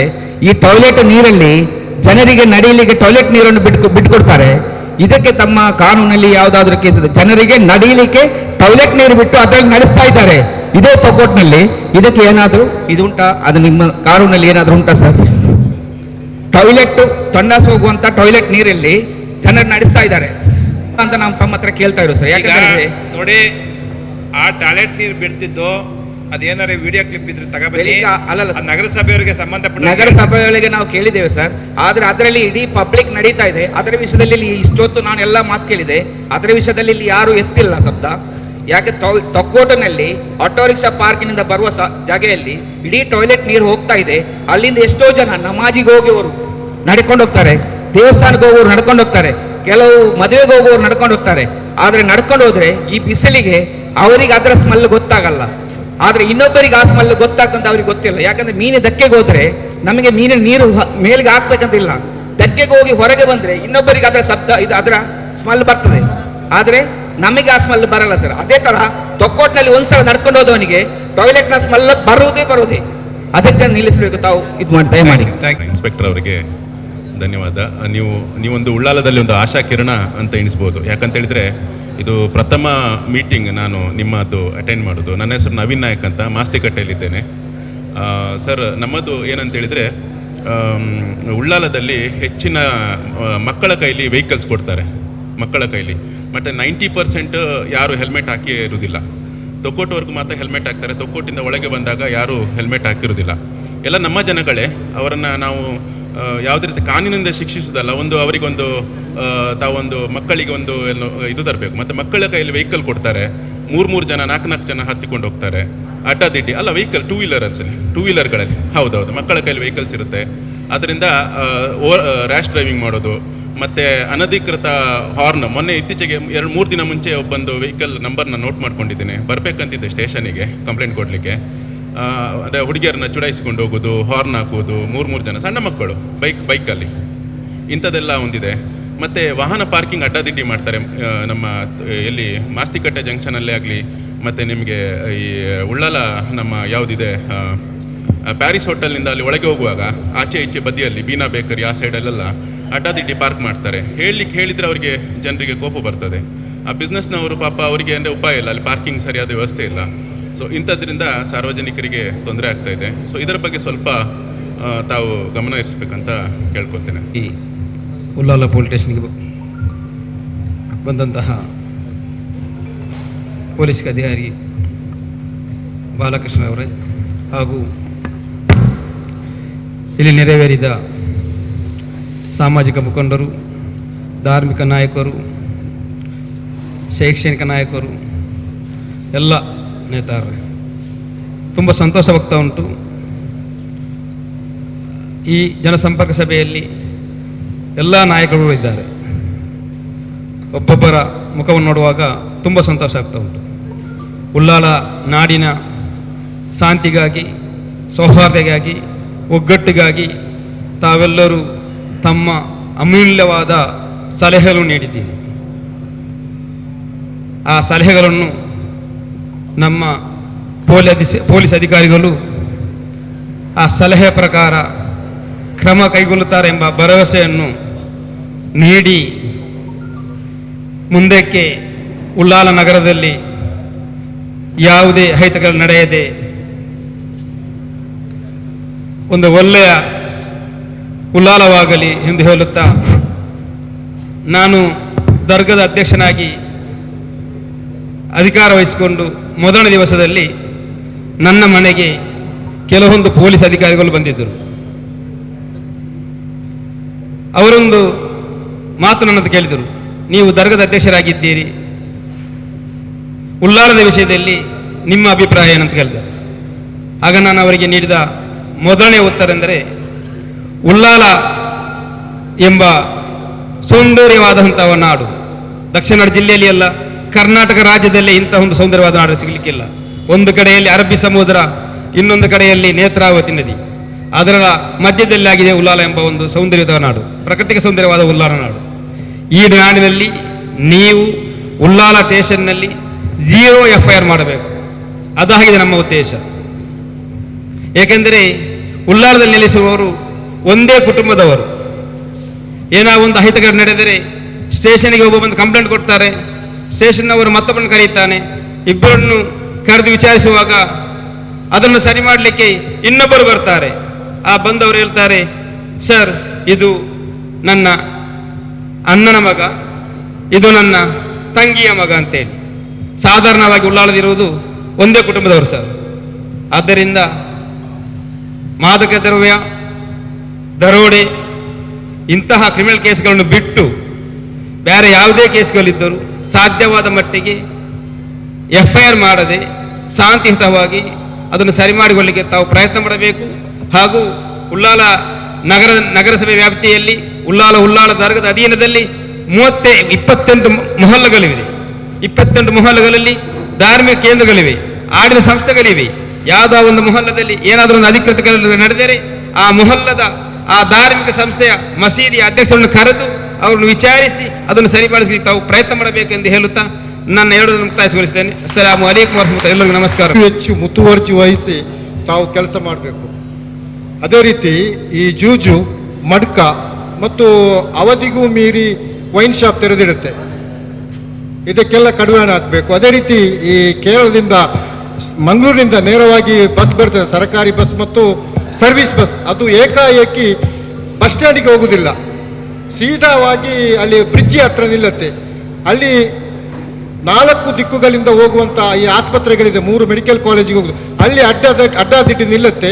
ಇದರಿಂದ ಪ್ರಯಾಣಿಕರಿಗೆ ನಡೆದಾಡಲು ಆಗುವುದಿಲ್ಲ ಮತ್ತು ರಸ್ತೆಗಳು ಇಕ್ಕಟ್ಟಲ್ಲಿ ಸಿಲುಕುತ್ತೆ ಮತ್ತು ಅಪಾಯಕಾರಿ ಬೆಳವಣಿಗೆಯಲ್ಲಿ ತುಂಬ ಆಕ್ಸಿಡೆಂಟ್ ಕೂಡ ಆಗಿದೆ. ಅದೇ ರೀತಿ ತೊಕ್ಕೋಟು ಒಳ ಪ್ರದೇಶದಲ್ಲಿ ಕೂಡ 4-6 ಶಿಕ್ಷಣ ಸಂಸ್ಥೆಗಳಿವೆ, ಅಲ್ಲಿಯೂ ಕೂಡ ಬಹಳ ಕಷ್ಟಕರವಾದಂಥ ಪರಿಸ್ಥಿತಿ.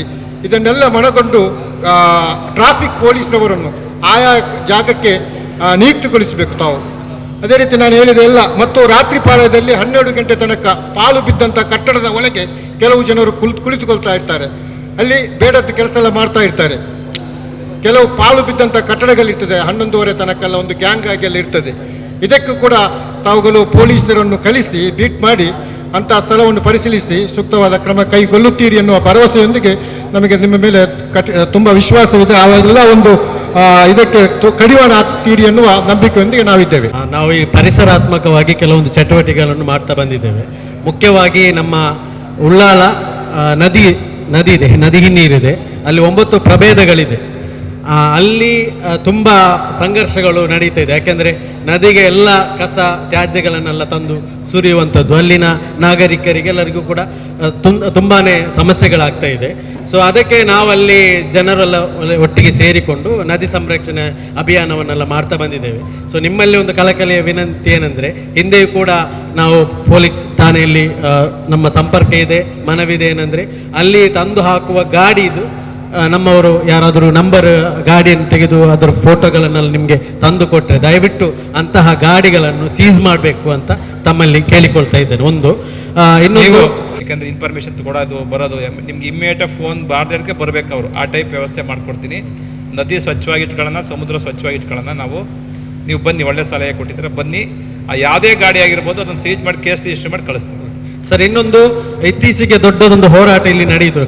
ಅಂದ್ರೆ ಈ ತ್ಯಾಜ್ಯಗಳು ಅಂದ್ರೆ ಜನರು ಬೀಚ್ಗೆ, ನೀವಾಗ ಆರಂಭದಲ್ಲಿ ಹೇಳಿದ್ರು ಉಳ್ಳಾಲ ಅಂದ್ರೆ ಕಡೋಲ ಅಂತ. ನಿಜವಾಗಿ ಜನರ ಕಣ್ಣಿರೋದು ಉಳ್ಳಾಲದ ಕಡಲು, ಉಳ್ಳಾಲದ ನದಿ ಕ್ಷೇತ್ರಗಳು. ಆದ ಕಾರಣ ಅಲ್ಲಿಗೆ ಬರುವ ಜನರಿಗೆ ಈಗ ಮುನ್ಸಿಪಾಲಿಟಿಯವರು ಈ ವೇಸ್ಟ್ ಗಾಡಿಗಳಲ್ಲೇ ತಂದು ಅಲ್ಲಿ ನಿಲ್ತಾ ಇದ್ದಾರೆ, ಅಲ್ಲಿಂದ ವಾಸನೆ ಬರ್ತಾ ಇದೆ ನೋಡಿ. ಅಲ್ಲಿ ಅದು ಜನರು ಬರುವಂತ ಪ್ರದೇಶ, ಅಲ್ಲಿ ವೇಸ್ಟ್ಗಳನ್ನು ಇಡೀ ಉಳ್ಳಾಲದ ಶೇಖರಿಸಿದಂಥ ಸಂಗ್ರಹವಾದಂಥ ತ್ಯಾಜ್ಯಗಳನ್ನು ಅಲ್ಲಿ ತಂದು ನಿಲ್ಲಿಸ್ತಾ ಇದ್ದಾರೆ. ಮತ್ತು ಅಲ್ಲಿ ಕಸಗಳ ಆಗ್ತಾ ಇದೆ, ಬ್ಲ್ಯಾಕ್ ಸ್ಪಾಟ್ಗಳು ನಿರ್ಮಾಣ ಆಗ್ತಾ ಇದೆ. ದಯವಿಟ್ಟು ಆ ಬಗ್ಗೆ ಕೂಡ ಕಾಳಜಿ ವಹಿಸ್ಬೇಕು. ಈ ಬಸ್ ಸ್ಟ್ಯಾಂಡ್ ಒಳಗೆ ಸುಮಾರು ಜನ ಇಲ್ಲಿ ಬಸ್ಸು ಹೋಗುದಿಲ್ಲ, ಬಸ್ ಹೊರಗಿಂದನೇ ಬರುವುದು.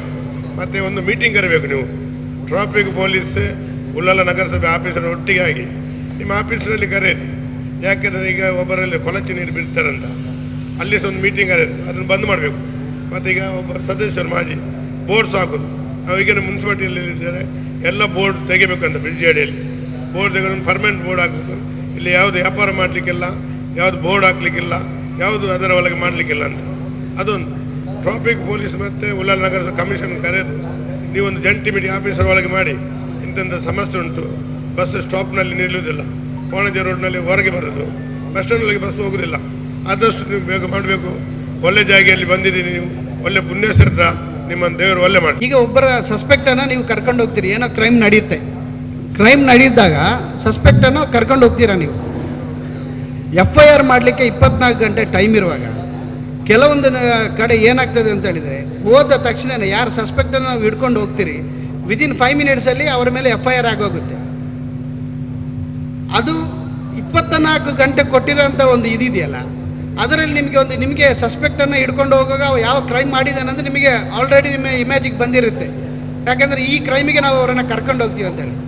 ಅದು ಕೆಲವೊಂದು ಸಾರಿ ಎಷ್ಟು ಅರ್ಜೆಂಟಾಗಿ ನೀವು FIR ಮಾಡಿ ಒಳಗೆ ಹಾಕ್ತೀರಿ ಅಂತಂದರೆ, ಈಸ್ ನಾಟ್ ಎ ಸಸ್ಪೆಕ್ಟೆಡ್, ನೀವು ಸಸ್ಪೆಕ್ಟ್ ಮಾಡಿದವ ಅವ್ರು ಕ್ರಿಮಿನಲ್ ಮಾಡೇ ಇರ್ತಿರ್ಲಿಲ್ಲ. ಆ ಥರ ಕೆಲವೊಂದೆಲ್ಲ ಇದು ನಡೀತಾ ಇದೆ.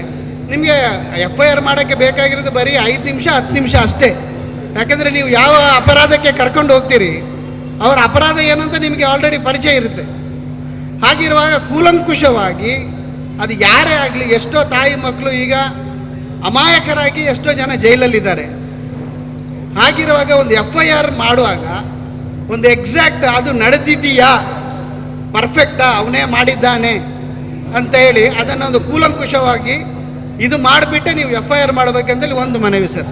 ಎಲ್ಲದಕ್ಕೂ ಈಗ ಡ್ರಗ್ಸ್ ವಿಷಯ ಮತ್ತು ಬೈಕ್ ಕೊಡೋದು, ಮಕ್ಕಳು ಹೋಗೋದು, ಇದನ್ನು ಎಲ್ಲ ಡಿಪಾರ್ಟ್ಮೆಂಟ್ ಹೊಣೆ ಆಗಲಿಕ್ಕೆ ಸಾಧ್ಯವಾಗುವುದಿಲ್ಲ. ಯಾಕಂತ ಹೇಳಿದರೆ ಎಲ್ಲದಕ್ಕೂ ಅವರ ಪೋಷಕರು, ಮುಖ್ಯವಾಗಿ ಜಮಾತ್ ಮತ್ತು ಪೋಷಕರು ಒಂದು ಮೀಟಿಂಗ್ ಮಾಡಿ ಮಾಡ್ತಾ ಇದ್ದಾರೆ. ಆದರೂ ಪೋಷಕರು, ತಂದೆ ತಾಯಿ, ಅವರವರ ಮನೆಯವರು ಇದಕ್ಕೆ ಮುಖ್ಯ ಕಾರಣ ಆಗ್ತಾರೆ ಅಂತೇಳಿ ನನ್ನ ಅಭಿಪ್ರಾಯ. ನೀವು ಹೊಸದಾಗಿ ಬಂದಿದ್ದಕ್ಕೆ ನನ್ನ ಅಭಿನಂದನೆಗಳು. ಉಳ್ಳಾಲ ಸ್ಟೇಷನ್ ಅವರಿಗೆ ಎಲ್ಲರಿಗೂ ಅಭಿನಂದನೆಯನ್ನು ಸಲ್ಲಿಸ್ತಾ, ನಾನು ಎಲ್ಲೂ ಸ್ಟೇಜ್ ಮುಂದೆ ಮಾತಾಡಲಿಕ್ಕೆ ಇಷ್ಟಪಡುವುದಿಲ್ಲ, ಆದರೆ ಸಲಹೆ ಸೂಚನೆ ನೀಡಿರ್ತೀರಿ. ನಿಮಗೆ ಇಲ್ಲಿ ಬಂದಿರುವಂಥ ಎಲ್ಲ ನನ್ನ ವೇದಿಕೆ ಮೇಲಿರುವಂಥ ಎಲ್ಲ ನನ್ನ ಸಹೋದ್ಯೋಗಿ ಮಿತ್ರರಿಗೂ ಅಭಿನಂದನೆಗಳನ್ನು ಸಲ್ಲಿಸ್ತೇನೆ. Thank you.